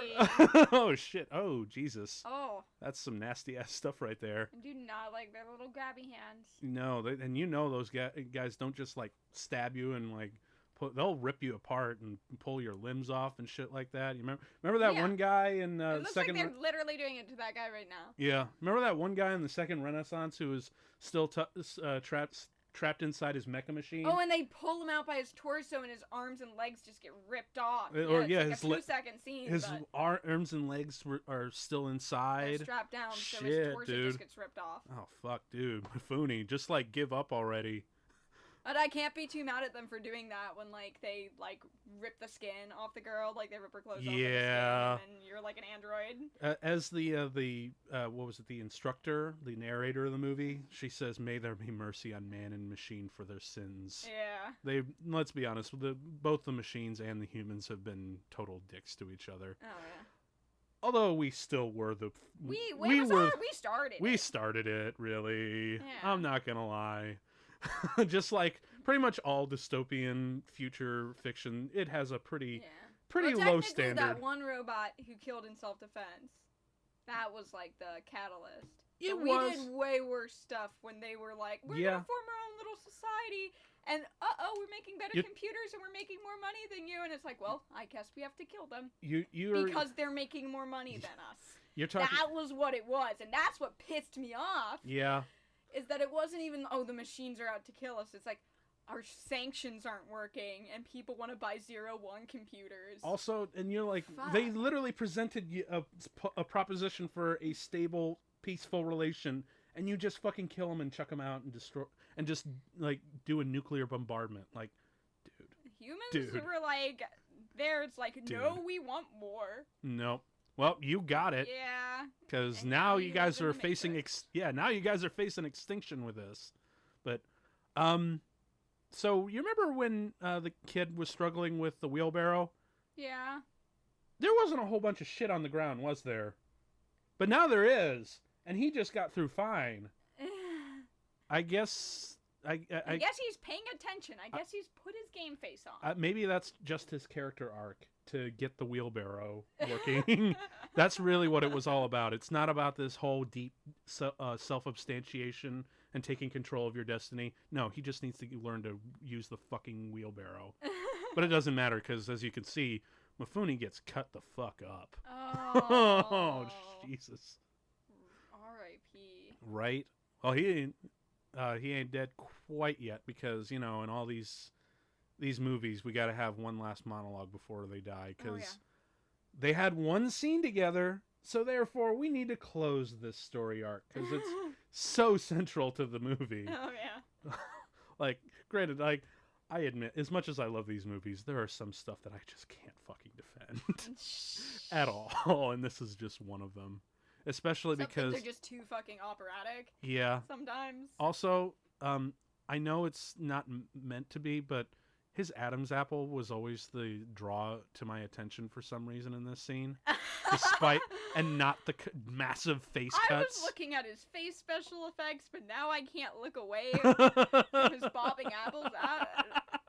Just whatever. Oh. R.I.P. Mifune. R.I.P. Mifune. R.I.P. Mifune's Adam's apple. Yeah, he gone. Oh, wow! I can't believe this just dawned on me. That Adam's apple. No, he's named after Akira Kurosawa's leading man, Toshiro Mifune. Oh, I'm an idiot. yeah. I should know this. I'm a big film nut, so I shouldn't. Whatever. You should know your Kurosawa. Yeah. Well, I mean, I really should, considering those movies are huge inspiration for these. Yeah. Not just these, but also pretty much everything else from like A Bug's Life to Star Wars. But he's rusty. I'm gonna talk about bugs. You go, kid. You got this. It's fine. I want my robot to have a skateboard. Oh my God, that's how he gets to the gate. He makes a makeshift skateboard for an APU out of like the down machine parts just so he can get there on time. Oh, he's like, okay, so I got past those 5 sentinels. Don't need to worry about the 200,000 behind me. They're fine. This is fine. If you don't look at them, they can't hurt you. Well, isn't that how it worked the last time? Movie magic, it works. Well, no, that's how he survived the last attack. Like, those things swarm the entire APU mecha, but he got completely uncut. He just hid. It's like, if I don't look at him. Blanket technology work on them? Like, if you put your blankets over your head, do the machines, like, not get you? I don't know. I guess he has plot. If you're, scared after watching this movie tonight and you think machines are getting in your room, you just pull those little covers over your heads, kids. Oh, I guess it doesn't work on this one, because that one sentinel knows something's wrong, and not the thousands of others that have, like, a hive mind are going for him. Because really, if they know that a ship's coming and that there's one more APU trying to get the gate open so they can get in, you would think the entire army would just swarm him, instead of just this one. Mind has a bad range. Maybe if they're not in their little swarm. I don't know. And then I can't defend this line. I'm sorry. I can't. Like, I believe that Neo is gonna save all of us. I believe the light at the end of the tunnel. Freed me from the Matrix, and I believe. I do really love this moment right here where Christ sailed to America. New single by Lana Del Rey. That's Book of Mormon. Oh, is it? That's Book of Mormon. Oh shit. Lana Del Rey covers of Jesus Christ Sailed to America. Dude. That's some dope shit right there. That's a model. Ooh. They actually rigged up, and I know this because I'm a huge fan of Adam Savage, and he was one of the dudes who worked on it. But for real? Yeah. Adam Savage was working on the Matrix? Yeah, dude. He worked. Not know that. He worked on the models for the gate, the gate crash, and he also did the model for the crane tower. Oh. Yeah, dude. He also did like some work on the Sentinels and everything. So yeah, he was a big part of it, man. Like you watch him on there. He's like one of the prop or he's one of the model makers, and but yeah, I do remember that they built the gate to be like, oh god, it's like the size of a garage door. And wow. And they had a mock-up of the Hammer, the ship, the hovercraft, on its side going literally down a track at 60 miles an hour as they were opening it with tons of pyrotechnics and explosions. Oh, that's wild. Now, granted, they enhanced a little bit of it, like, added some extra explosions and some laser lightning sparks coming from the hovercraft, but yeah, a lot of that was in camera, dude.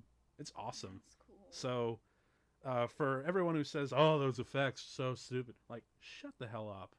Like, these people worked a long time. You couldn't do that shit in 2003. You could, but it's still fun, I think this was around the time that they were coining the term not miniatures but bigatures.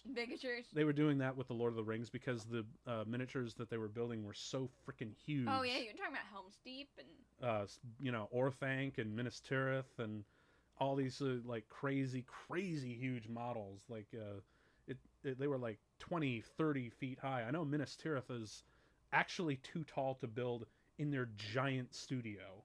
Like they were in a studio. I think it was like. Were they out on the hills of New Zealand?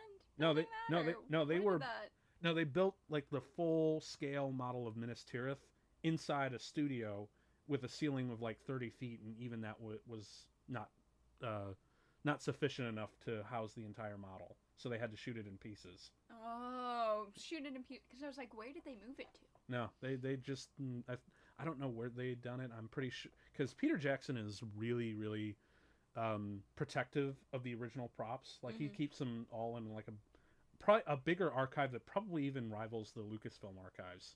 So it's just like the end of Indiana Jones. There's just a warehouse just full of Peter Jackson stuff. Maybe because I guess he just doesn't want those props to be released to anyone that he doesn't want them to have. Like I know he's released a very small handful of props like Gandalf's staff and Gimli's axe, or one of them anyway. Yeah. So, but majority of them still belong to Peter Jackson. Oh yeah, but the cost of storage has got to be like insane a certain point. I don't think so. Like, he has his own studio at this point. He's got a back lot. Oh shit. Bees. At a certain point, when you're hoarding like a 50-foot castle, maybe. Are you gonna use that again, Peter Jackson? Does that bring you joy? Hold it in your hands. No, I don't know. Like, I'll have to look into it. I could be totally wrong. Yeah. Maybe because it was at least the last time I checked. But there's bound to be more stuff out there. Because I do know that Weta Digital just has like a crazy amount. Everybody's got to do the fucking one-liners. Like, with your moves, I believe. Well, that one I can go with. I can go with. Because I mean, now I'm cynical. That's literally like all he can do is like he's like, okay, so all our military equipment is now useless because of the EMP that was fired. Yeah. So the only thing that we can hope to do is just try to kind of seal off the tunnels. Yeah. And that's about it. Now we have to just wait. And now they have like all of like maybe 2 hours before the machines finally get into the city and just kill everybody. So this is kind of a dire moment. And the only hope that, perceptively that they have is of course Neo. Because he's got this vision and this impulse to go to the machine city.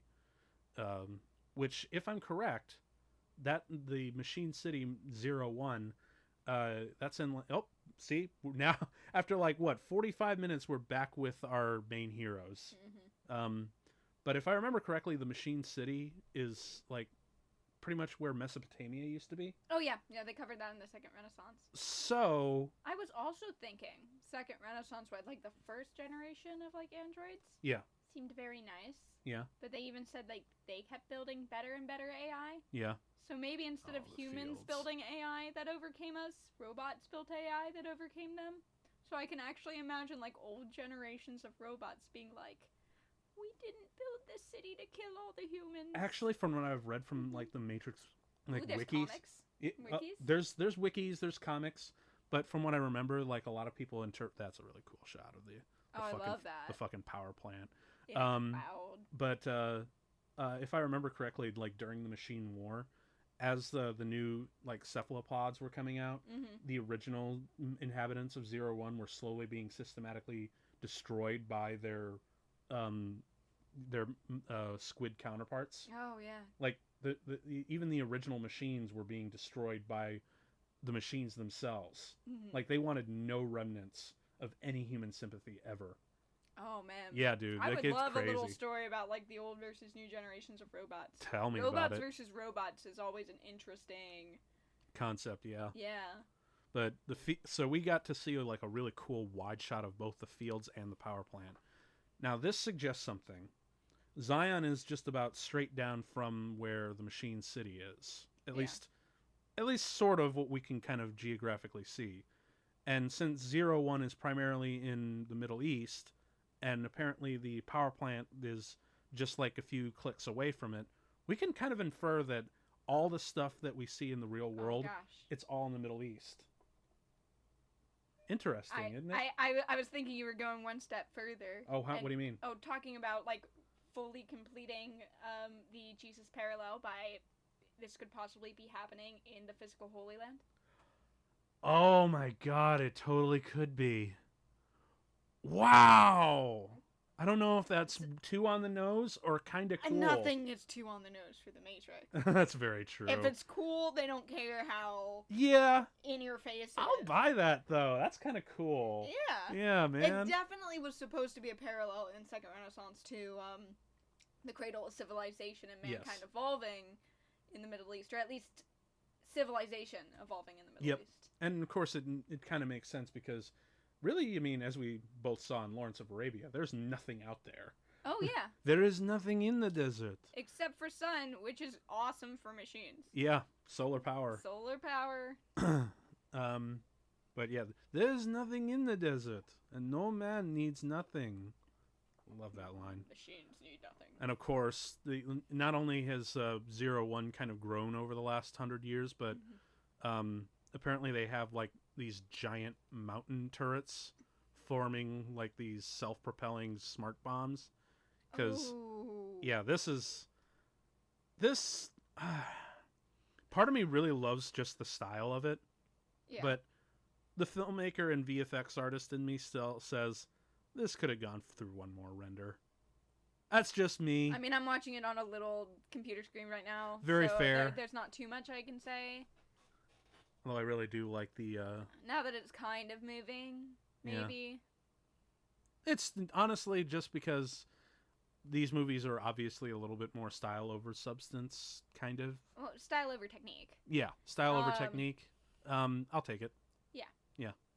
And because I think with a lot of these movies is they'd rather shoot for the stars and fall a little bit than know their limits. Yeah. And that's honestly what makes them great. Yeah. They're very extra. Yeah. And when you're extra, when it falls short, it can be stupid sometimes. Mm-hmm. But if you're too afraid of being stupid sometimes, you're going to get a boring film.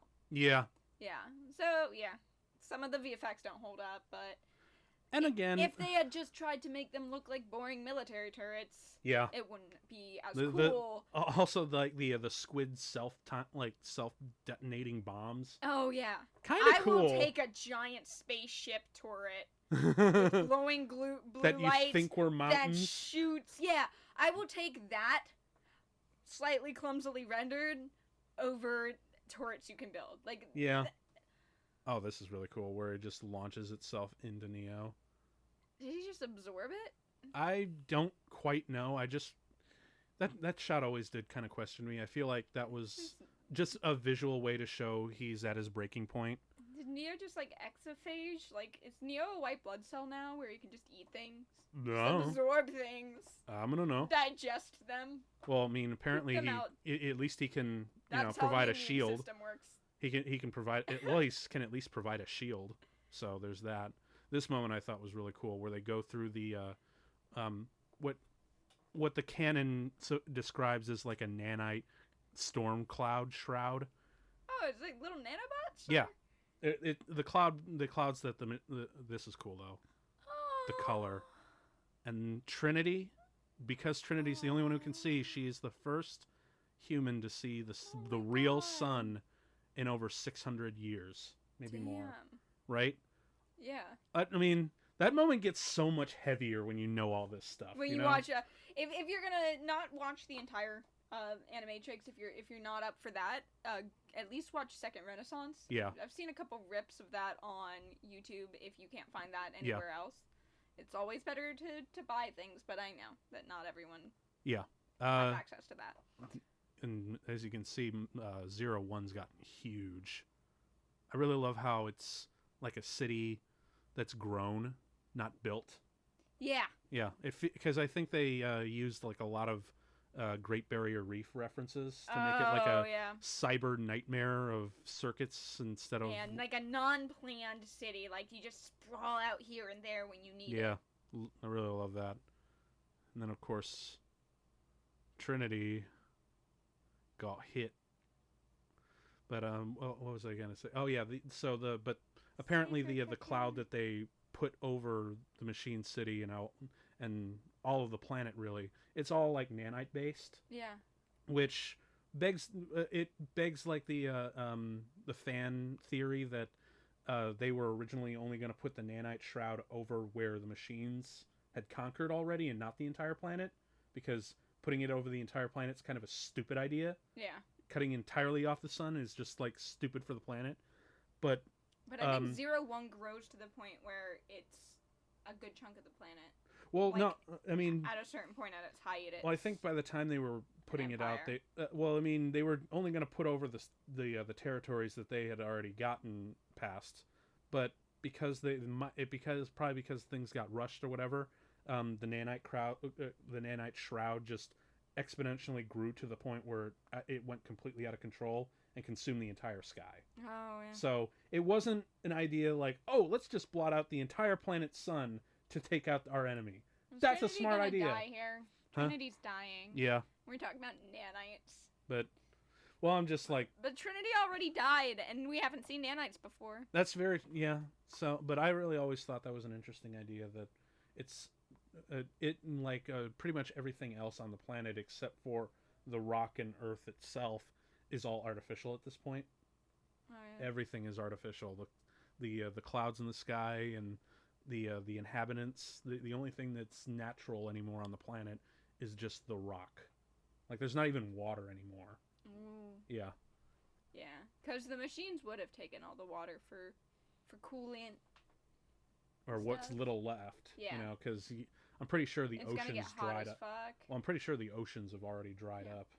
So, but you need coolant though. All the robots need water. Yeah, and humans do to keep us alive. Humans. Of course, they just liquefy our corpses and feed that right back into us. Oh, I bet if you've been plugged into the Matrix, you've definitely eaten another person. No, of course you have. Absolutely. That's literally the only. Humans are the only biological life left down there, and we're basically batteries. I know. I still feel like it's more work to. Yeah, but wait, if they're taking some energy out, they need to find new energy to feed us. I mean, they can obviously recycle some corpses, but they need another fuel. They said they. Feeds. Well, they also are powered slightly by fusion. Oh yeah. Yeah, so apparently that's. They're mostly keeping us. I feel like it's a really inefficient, unsustainable energy source. Oh, is keeping a human being alive to get. I think it's really just a revenge thing. Oh yeah. Yeah, it's like you created us to be served. Now you will serve us forever. I think that's really the whole. I want the one robot who's like, guys, I've got a wind energy field over there. Just shut up, Carl. You fucking hippie. Well, to be fair, there's probably not a whole lot of wind left if the entire sky is blotched out by... I built a really big tower and put solar panels on it. Because if Neo can just jump up into the sky and get above the clouds, we could build a tower. Well, he did kill the engine to the hovercraft, so... You can build a tower to the sun. It's... Well, no... Like, make just straight up Babylonian? Yes. Okay. That'd actually be kind of cool. Trinity still die. Yeah, dude. Seriously. I mean, you could probably just like, pinch a loaf in the time it takes for her to die in this one, because. Oh my god. Because I know this should be awesome if we didn't literally see that. Yeah, sad, but I've already mourned for you in the last movie. Yeah. And now it's finally done. She's gone. That's what happens when you kill people and bring them back, is you can't kill them I would have cared so much more about that scene if it was Morpheus in Reloaded. Yes. That would have worked so much better. You could even bring him back to life. Fine. That's okay. But you can't kill a person off twice. Yeah. It just doesn't... It doesn't work. It doesn't hit the second time. And especially if you've killed people off like 2 or 3 times. I remember when I used to watch Supernatural, like my god. A character finally died for good and I wasn't sad at all, and then like 2 seasons later I'm like, when are they gonna bring him back? Fuck that. Wait, did he die? It's like, well, yeah, he died, but I mean, did he die though? No. It's even worse in comic books. Oh gosh. It's so much worse. But I do really love the interior of the machine building here. This, you guys can tell, like, they were just looking at a bunch of Giger's artwork and just be like, oh yeah, this is so Giger-esque. Giger-esque? Yes. It's a Giger. Geiger, tomato, Geiger. Potato, whatever. I think there's a real guy whose name is pronounced a certain way, and I feel bad. But you can tell that they were just like, okay, rip off Giger, but don't make it look like Alien. Yeah. And which I think they kind of did. I do really love the light effect that happens. Just with his footsteps and how they emulate the light. But yeah, that's really cool. I wonder what kind of basis they designed that off of. Probably like sound waves or echolocation. I don't think so, because that's literally what he sees. Yeah. But you could argue that's part of it. Like, the sound waves produce the light. Mm-hmm. So. Because it does look like it has some sort of flow to it, so if you were tracking those sorts of wave functions. That is Dr. Seuss's worst nightmare. Oh my gosh. That actually really reminds me of, like, a nightmare that I had. But for those of you listening back home, I went in full detail on that in the Inception episode. So go watch that, and you can talk about one of my most terrifying nightmares I've ever had. Oh, man. And then, of course, if we really want to have a major pun, we are literally going to do a Deus Ex Machina. No! No! That's literally that is for the Merovingian's pun torture chamber. No, we're bringing it to the real world. We're bringing it to the real world. Hell is real. That swarms. Those swarms, man. Bees? Not the bees. Not the bees! Not the baby bees! Oh, it was fucking baby face. I forgot about that. Yep. Apparently that was modeled after Lana Wachowski's infant nephew at the time. No. Yeah. Because they were like, well... I want to see this baby face fight the son from Teletubbies. Which ultimate cosmic baby face would win in a fight? Oh my god, that's some nightmare fuel. I love it. Fucking love it. This is what the Teletubbies son looks like in a fucking bad place. It's a nightmare version of the Teletubbies son. Oh my god, I love it. Yes. Holy shit.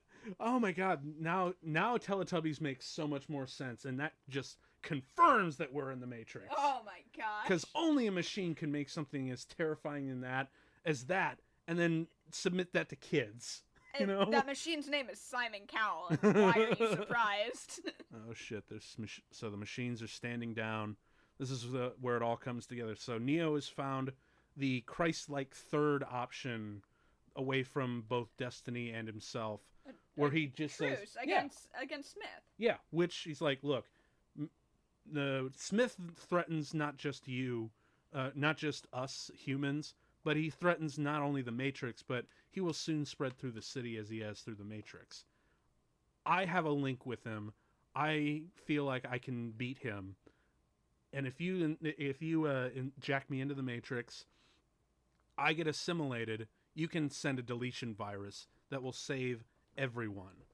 And for that, I only asked for peace, which is actually a really cool way to write yourself, out of this. Oh yeah, Neo's death, I feel like, is satisfying. Yes, totally. Which is so weird that he's coming back for 4. Yeah. I really hope it's in like flashback or something. Because I keep complaining about the undeaths in this movie. Yeah. I know that it's the worst part of these movies. A more cool cerebral thing, but I think bringing people back from the dead is just it makes your emotions fucking numb. Here we go. Okay. Yes, bitch. Yes. Yes, the music. Oh my god, dude. So this was my warehouse a couple weeks ago. No kidding. When it flooded, I told you. I didn't hear this. I'm in my on my machine in like an inch and a half of water. And I wish I'd seen this before. Oh, yes. Dude, I love this shot. Look at that shit. Look at that shit. Them all just watching. Dude, I think Hugo Weaving said, basically the rest of me is just a giant football crowd for this. Fucking awesome. And final fight, except for all the Agent Smiths act like football hooligans. Yes. I would watch the shit out of them. Well, I mean, they did in the Burly Brawl. They even went with the bro dog pile. I do love the shot composition. I just want, every time he gets a punch in, them to be like, oi, oi, oi. I do love the shot composition between the two of them. Oh, yeah. Just perfect, polar opposites with one another. I just love seeing them getting hit by water. Oh, yeah. It's just so intense. Okay, wait. If you just put yourself in Yes. Hugo Weaving's shoes. Actually, from what I remember, for the set, they actually made special clothing so that water sprays off of it easier. Oh, they never wet it so that their clothes, when it gets so heavy, they couldn't do the choreography. Well, it sprays out.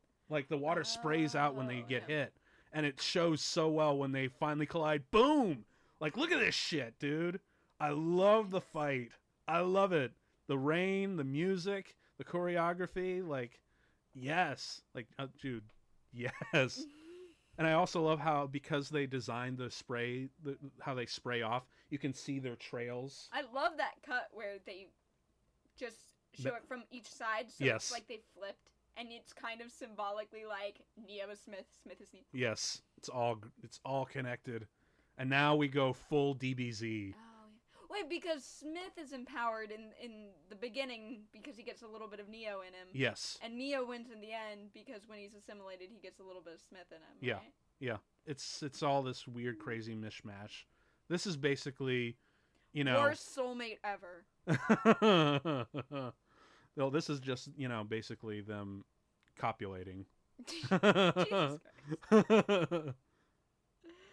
Boom! Oh, yes. They will and then become this is one. And this is the bit where they kind of go back to the training sequence between Morpheus and Neo. Oh, with this kind of dojo sort of even with setting. The windows. The warehouse windows and the dojo windows of that. And the support beams and everything, it all in the wooden floor, everything feels like that fun little callback. And then, of course, I love this line where it's just wait for it. He gets up. Can you feel it, Mr. Oh, that was quoted so much. Can you feel it, Mr. Krabs? Can you feel it, Mr. Krabs? Oh my God. Can you feel it, Mr. Krabs? I'm done. Oh, she's walking out. Well, I lost my co-host. But it's okay, because I still have an awesome... You like Krabby Patty formulas, don't you, Mr. Anderson? I really love how he sums them up right here. Just, come on. And I really love how he reacts. He's just like, oh, yes. God damn, Hugo. You're having too much fun. Oh, man. And, yeah, dude, you would think that the weight would be taken away, considering we saw Neo fight literally thousands of these guys in the Burly Brawl, and now it's just reduced to just one. Yeah, but he's Super Smith with the power of the Oracle and a bunch of other programs he's absorbed. And mm-hmm. So, and plus you've got, the big Wagnerian music, which I just adore. I know it's super over the top, and I know it feels, on the surface, pretentious, but not really when you think about it, and you take all the other weight that goes into it. But Matrix is pretentious, but then you realize it's good, and then you're like, ugh, fine. I guess you deserved this. On its own, on its own though, I will always pop in this track. Oh yeah. You know? It's almost more intimidating that he only needs one of him to fight, like Neo fighting with his one hand. Yeah, that's true. Like, he's having this much trouble, and then you see, like, 45 million others just on standby, just chilling. Jesus. Lightning strikes as their fists hit each other. And of course, if I remember correctly, this movie was like one of the first movies to be released in IMAX. Oh my god. And apparently, from what I've been told, like if you look closely, you can actually see codes of rain, of the Matrix rain in the rain. Oh, if you watch it in HD. It's like but you have to see it in like, you literally have to see it in IMAX in order to see it. Like even watching it on Blu-ray, it's hard to miss. But yeah, and I also love how the rain is, the heavy, like, pouring rain is kind of a way to show that the Matrix is deteriorating. Oh yeah, because this is not a natural amount of rain. No, it's not, but it sure as hell looks cool. Oh yeah. Wham. Dude. I don't care who you are. I don't care who you are. That sonic boom is those sonic booms are fucking cool. And the way that, you know, they fall back, the rain falls back down. And just when you thought he couldn't get more over the top. Oh, God. What a mustache-twirling fuck. Dude, I fucking love it. I love Agent Smith. Yes. I love Agent Smith, so... I am cugging you so fucking hard! Can you feel it, Mr. I'm pooping! Can you feel my boner, Mr. Anderson? Oh, yeah, dude, I forgot. The place where they put the crater... Yeah. That's the same square that Neo first leapt up and flied at the end of the first Matrix movie. Like, it's in there. I just read about this. Like, if you stop it and pause it for like 2 frames, you can even see the phone booth that he hangs up in. So, yeah. It's a wildly intentional film. Yeah. And you know what? I'm cool with it. Oh, yeah. I'm really cool with it. And of course, I really love how all of his knees are now just staring him down. And he's just... Oh, jeez, he is just... sleeping. he looks like he... Neo, you have so much water in your ear, though. If you watch that's not even rain, that's mud. I know! I've had an ear infection recently, and I am just feeling for Neo right now. He is gonna get infected. Can we take a break and get Neo some hydrogen peroxide? I think they had some on standby. I mean, in a pinch, like white vinegar will do, but like... I don't know. I think Smith has taken all the white vinegar and everything. Smith is white vinegar. That's his nickname now. Agent works. Oh my god. Oh my god. Oh. Okay, now this is another thing that was pointed up that I've seen some video essayists do. This ending here with Neo is contradictory to himself because Smith asks, why are you doing this? Why do you keep going? And he says, because I choose to. But then later, literally 5 minutes later, he says, it was inevitable. It's literally contradicting one another. Oh. But to be fair, that does kind of make sense because Neo doesn't really know, does he? Well, no, his acts are paradoxical by nature. Like, you have to, in order to be victorious, he has to surrender. Mm-hmm. So a lot of this stuff is paradoxical. So it kind of weirdly ties in, and I really wish I could articulate this effect. I know it looks like how it can be true. Yeah. How you can both choose to do what you do and follow your destiny. That free will and destiny are intertwined. Intertwined. Dude, that punch effect. Oh my god. It did not age well, but no, it would. That would have been so awesome if I'd seen it in a video game. Yeah. That's literally what my thought was. Just like, oh, this is a game now. Yeah, it didn't age well, but damn it, it's cool. I still really love it. I thought these were gonna age bad in the worst way. But they haven't. They've aged badly, but you're still okay with it. In terms of, we've evolved our perception of uncanny valleys, and we've seen some of these things that were really cutting edge become more mainstream. This is also the one shot that kind of bugged me. Not this shot. That was really cool. It's this one. He's Peter Panning. Oh. Literally for half a second, I'm like, that's Mr. Peter Panning. Anderson. Dude, tone it down a little bit, man. Like, shit. Now, to be fair, there is an alternate ending to this in the Path of Neo video game. And depending on whether you win or lose the fight? No, it's literally the end. Like, the Wachowskis are like, look, for a video game, the Jesus thing is, well, lame. So they decided to change the ending just for the video game's sake. Mm-hmm. It's actually kind of awesome, and I would have loved to see this rendered for real. Yeah. When he comes out of the crater and he shouts, "This is my world!"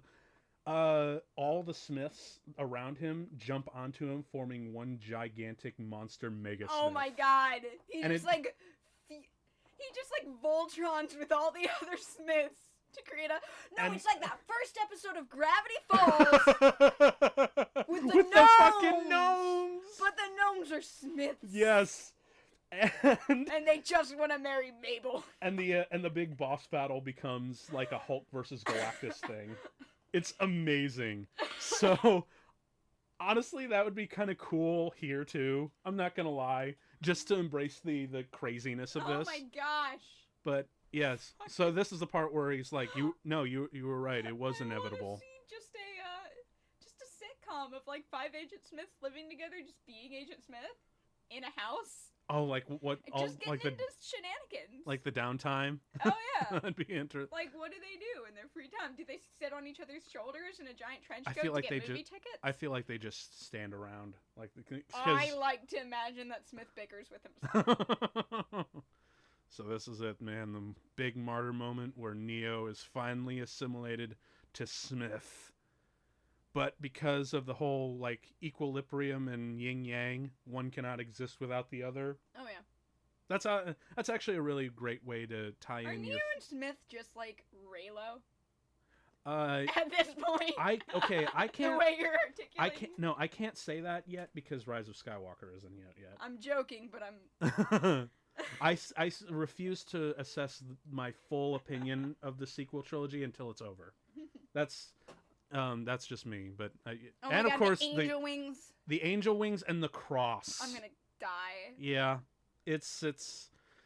I can't defend that, but I do really love his reaction. Just like, no, that's not fair. That's not fair. That's not fair. It's like a moment from Space. Remember with the fucking robots? It's not fair. No. Yeah, you get deleted, and I will admit the way he gets deleted is actually kind of cool. I love the glasses. Yeah, with the eyes and how they light up behind the sunglasses, and this is really cool how it shines through his teeth even.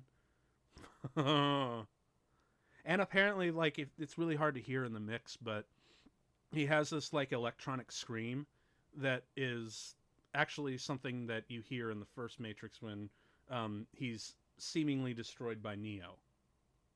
Yeah, bringing that whole thing to full circle. Oh, those were the cords that were his angel wings. Well, yeah, it was the cords that were holding him up. I remember this, and I always loved that the machines put him down so gently. I felt that was just a nice gesture. Yeah. And because, Neo is pretty much saved everyone, not just humanity, but also the machines. Given the truce is what good. We've seen with the Second Renaissance, this is the first time a human has ever actually agreed to a little truce with the machines. I bet they appreciate that. I bet that anybody, I'm pretty sure they do too. Mankind has ever agreed to work alongside them. You should also note this is probably the first human that's been inside 01 ever. Oh yeah.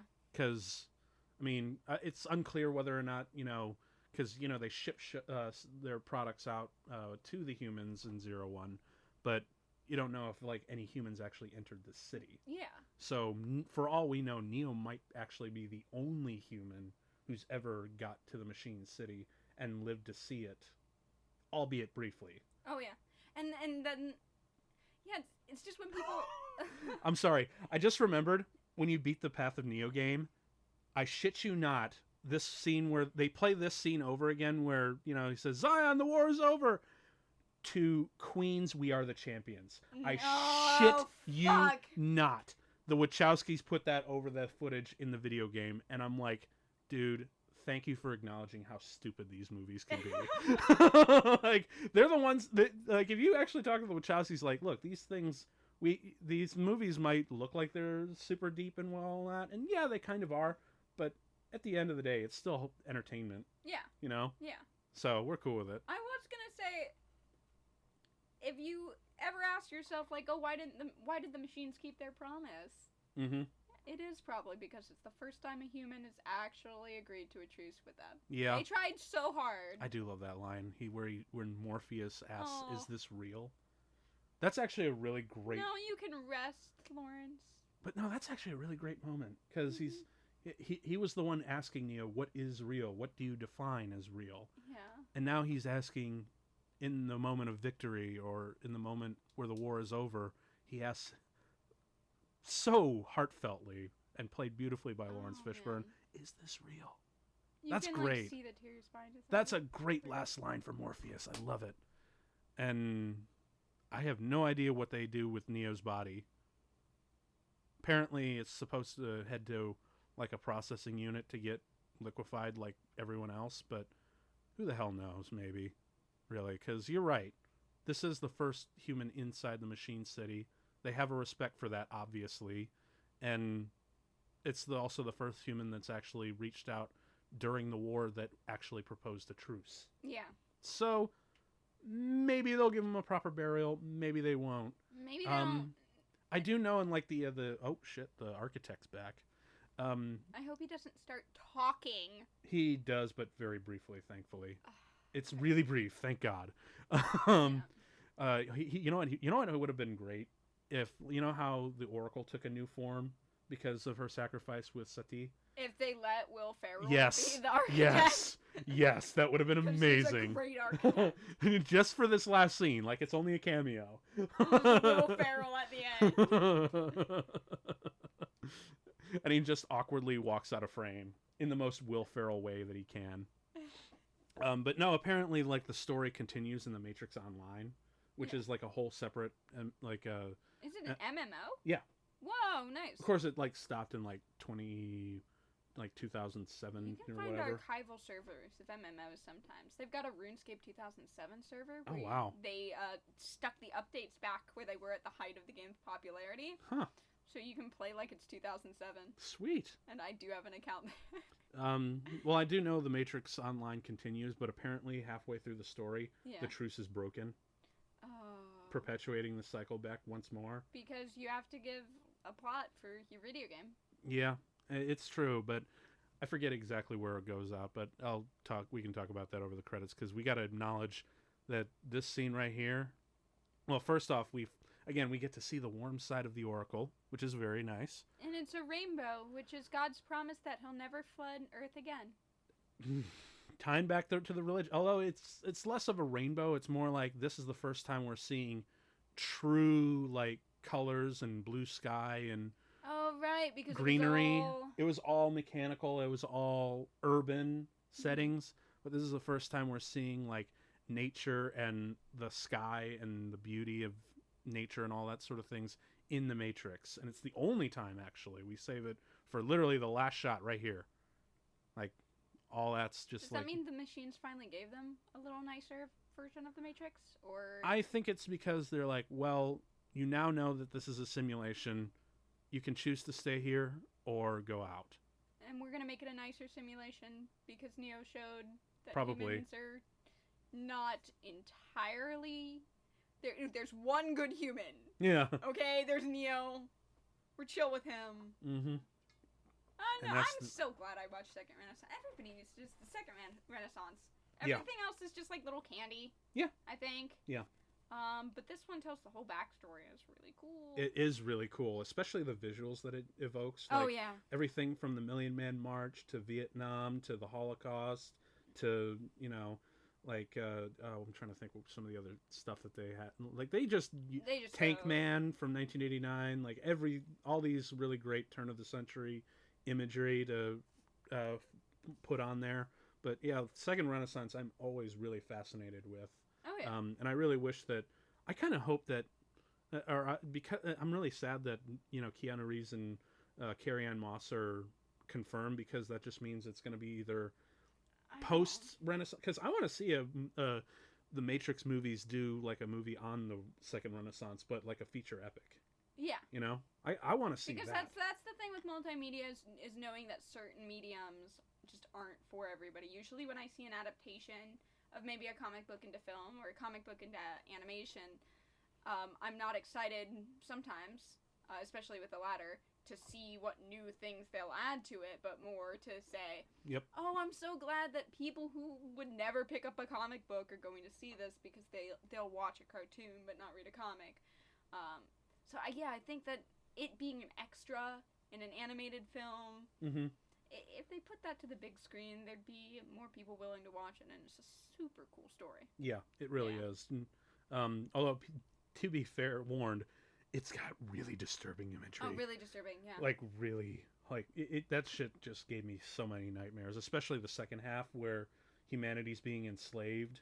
Oh, yeah. Holy hell. Before they were all sedated. Yeah. There's they just torture them without the... There's a scene where they just plug them in and they're entirely conscious that they're being, like, probed. fed upon and probed and stabbed in the back of the neck and used for fuel. Experimented on with these horrendous things. And it's a fucking mercy that they sedate you and put you in, like, the little pod by the time Neo's. Yeah, which is why I will totally take the blue pill every time if I'm presented. Every time. Oh, yeah. I'm staying in here. I don't want to go out there. It's nothing but death. It's scary. It's painful. It's a really crazy form of body horror. Pass. There was a guy in, like, the Two Friends Duel short in Animatrix who's like, oh yeah, I took the red pill because I wanted to know the truth, but now that I've seen the truth, the Matrix is better. Can we just go back to the Matrix? And his girlfriend's like, no. Yeah, actually, that's a whole thing. Like, it's like, because that's kind of like, I would want to know the truth, but I wouldn't want to, like, commit to the fight. Yeah. Like, I kind of just want to know, and then just go back.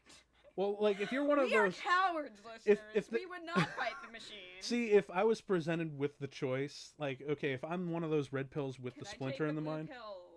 Yeah, I was about to say. Can I keep this in my little pocket? If I was one of the people who was blissfully unaware, fine, keep me that way. That's cool. If I'm one of those red pills who feel like there's something off and I need to know more, just tell me and then present it. Like, don't just show me. Yeah, it's like, can you explain to me what pills I'm taking? Yeah, because Morpheus. This might just be a fucking Rohypnol. No, Robot Chicken totally does a thing like that. Or he's just like, take the blue pill and take the red pill. And Neo takes the blue pill or the red pill.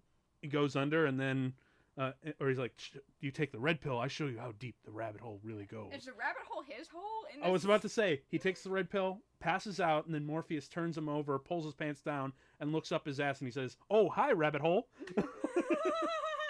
Just like Seth Green to do. I've seen XKCD do one where they've got the chaotic evil character. And they're like, do you want the red pill or the blue pill? And he takes both, and Morpheus is like, stop that, what are you doing? And he crushes them up, and he snorks them. I think that's XKCD. That makes sense.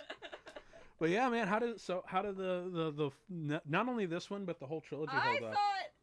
I did not think it was going to hold up as well as it did. I fully enjoyed myself. Yeah, man. I fully dived into the lore, which I had never seen before.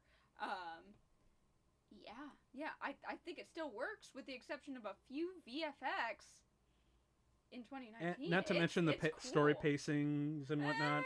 There are weak moments, but every and movie, when it stops to tell you the philosophy straight up, there are points that suck. There are absolutely points that suck. Yeah. But the badass points outweigh those. At least to us. I will watch the architect talk for 5 minutes if I get a burly brawl in exchange. It balances out. It balances the equation. Good and evil. Christ and Antichrist. Yeah. You have the model. You have I'm kind of the same way, because I acknowledge people, like, if you guys don't like the Matrix sequels, I totally sympathize, because it's really just a matter... absolutely bad scenes. Dude, it's really bad shit. Yeah. A lot of bad shit. But it's really like one of those things, like, the things that you love, do you love the things that you love more than the things that you hate in the movies? And I'd say absolutely. And although I am kind of, And I now give this advice to anybody looking at modern art, anybody looking at anything that has a pretentious message. When I was little and I saw the architect talk and I didn't understand him, I was like, I'm just not smart enough to get it. If you don't get it, they're being a bad communicator. That's on them. It is an artist's job to make you understand things. So if you don't get it and you think that makes it dumb, go out and say that's fucking dumb. I've just empowered everybody. Yes. Thank you. To call shit dumb. Give it a chance. Yeah, dude. Think about it. Mm-hmm. But if after you read the artist statement, after you watch that scene a couple times, you're like, nope, it's still dumb, you know, you're legally allowed to trust your instinct. Yeah. I said that. I just gave everybody the legal right to absolutely insult art whenever they want. I think I remember. You remember the what was it? The one meme that really got huge during last summer. What was it? The Change My Mind guy. Oh yeah. I had to just cathartically make one that said, "The Matrix sequels are still good despite bad writing. Change my mind." What the Matrix sequels offer you is an amazing, like, array of action and VFX and, you know, cool themes. Yeah. And inserted into them are perfect 5-minute bathroom breaks whenever anybody starts talking. Yeah. So you can just sit there, like, in the theater, in IMAX with... I could get a bucket of beers. And then, you know, I have, like, 5 minutes to go. I'm good. The architect shows up. Yes. Everybody just leaves the theater at once.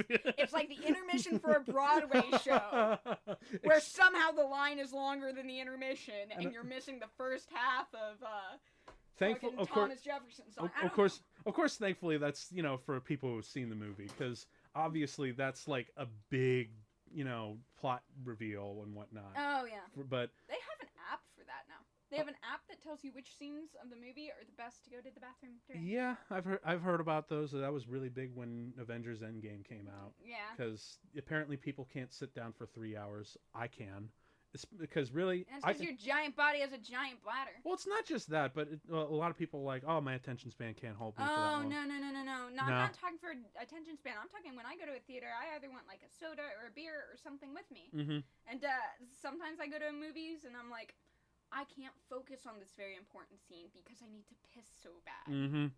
You don't have my tiny bladder. That's fair. That is very fair. I am that female stereotype. Like, I am that. Even so, I still I still like try to distill the notion that, you know, 4-hour movies or like 5-hour or whatever 3-hour films, like they're like, oh, they're too long. It's like, no, it's whether time is subjective to that sort of thing. If a movie's good, I will gladly watch a 5.5-hour movie. Yeah, but just I'm not put an talking intermission about there. My mind. Oh, I know. I am talking about my fucking urethra. I'm just I just try to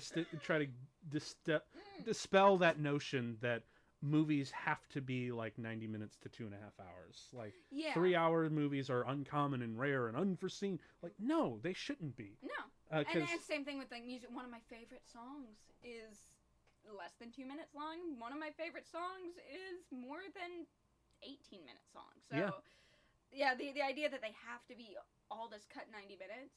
Yeah. On both sides too. Is there should be 5-hour movies.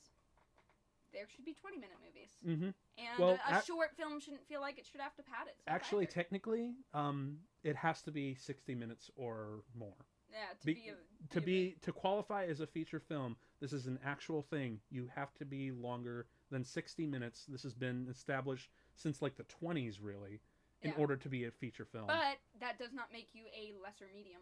No, it does not. No. I've seen great movies that are only like 77 minutes long. Feature is an adjective that means time. Yeah. Yeah. But yeah, no, your movie should you should be allowed to have a 20-minute film that is considered for awards and like shown in theaters and stuff. Yeah, I agree. Just even attach that. You know, I think they did do.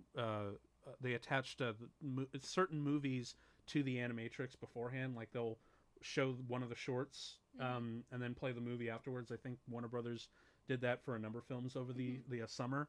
But yeah, it would be really cool to see like say Final Flight of the Osiris right before you see Matrix Reloaded. Oh yeah, and that sort of thing. So yeah, surprisingly, I really hope this comes back to IMAX. We've seen a couple like classic films in IMAX, and they did the real classics. Yeah, we're talking like we went to go see 2001: A Space Odyssey and Lawrence of Arabia, two of my all-time favorite films. Oh yeah, Lawrence of Arabia single-handedly cured my ADHD. I sat there for like 4 hours and I wasn't bored. And that just goes to show you what an incredible film that is. But that's another podcast entirely. Although it'd be interesting to do that one. I would love them to do like more modern classic stuff that people grew up with. Like I'd love to see Titanic or The Matrix in IMAX. Absolutely. I do remember they re-released Titanic for IMAX in 2012 because that was the 100-year anniversary of the sinking. Oh yeah, smart. I didn't go see it. Mm-hmm. My sister did, and I was pissed because I love Titanic so much. I love the soundtrack to Titanic. Oh, I love everything about it. That was my when I was like a kid and I wrote stories. Like, when my characters were dying, I had the Titanic soundtrack. See, and I was like, no, don't go into the fire, I must. I'm going to sacrifice myself for you. I love you too. And now we're dead. In the rare times that I've had a bath, all my books. Not because I don't take baths, it's just because most standard tubs aren't equipped to handle my fat ass. But the few times that I have taken like real baths in big tubs, I'll pop in the music for when they're doing the portrait, just the really quiet piano romantic stuff. The first time I saw the Titanic, I made a Lego Titanic. I did too. I actually submitted it to Lego Magazine and they didn't get me back, but I had this thing where I was trying to build like boats that would float in my hot tub, and then whenever I did, I would like turn the jets on. And the boat would sink.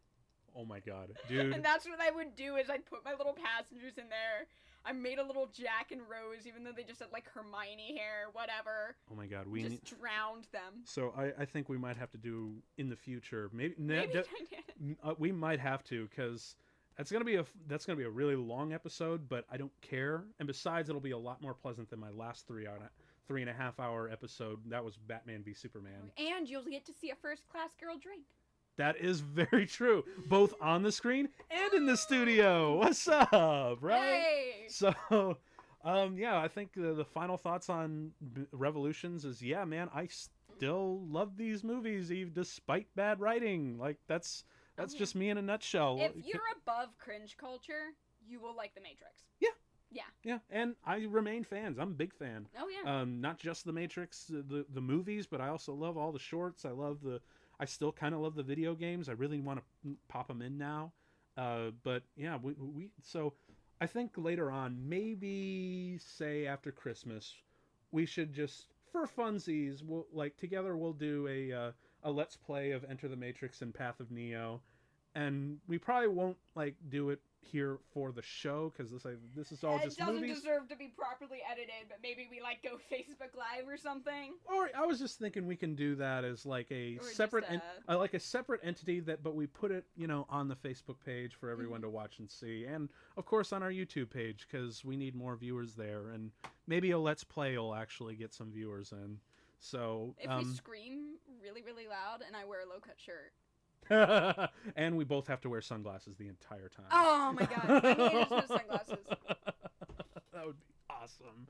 Not gonna lie. Yes. So man, okay. Matrix movies, still a fan, still really love them. So I guess the next thing is, what are we gonna do next? I have an idea. I will give you guys a hint later on this week, and if anyone out there can actually guess it, you will get a little bit of a prize from me coming from my email or Messenger or whoever. So just look on the Facebook page. It's Comtrack Podcast. You can find the question, what's the next movie going to be? And just comment and see if you can figure something out. I will give you this one hint. It is another film that takes place this year. So that is the only hint that I'm going to be giving. But in the meantime, you can check us out next week. We've been Comtrack. We'll never have to watch a movie alone again. I've been Tim. I've been Hannah. Peace. And now I am Agent Smith. Shit.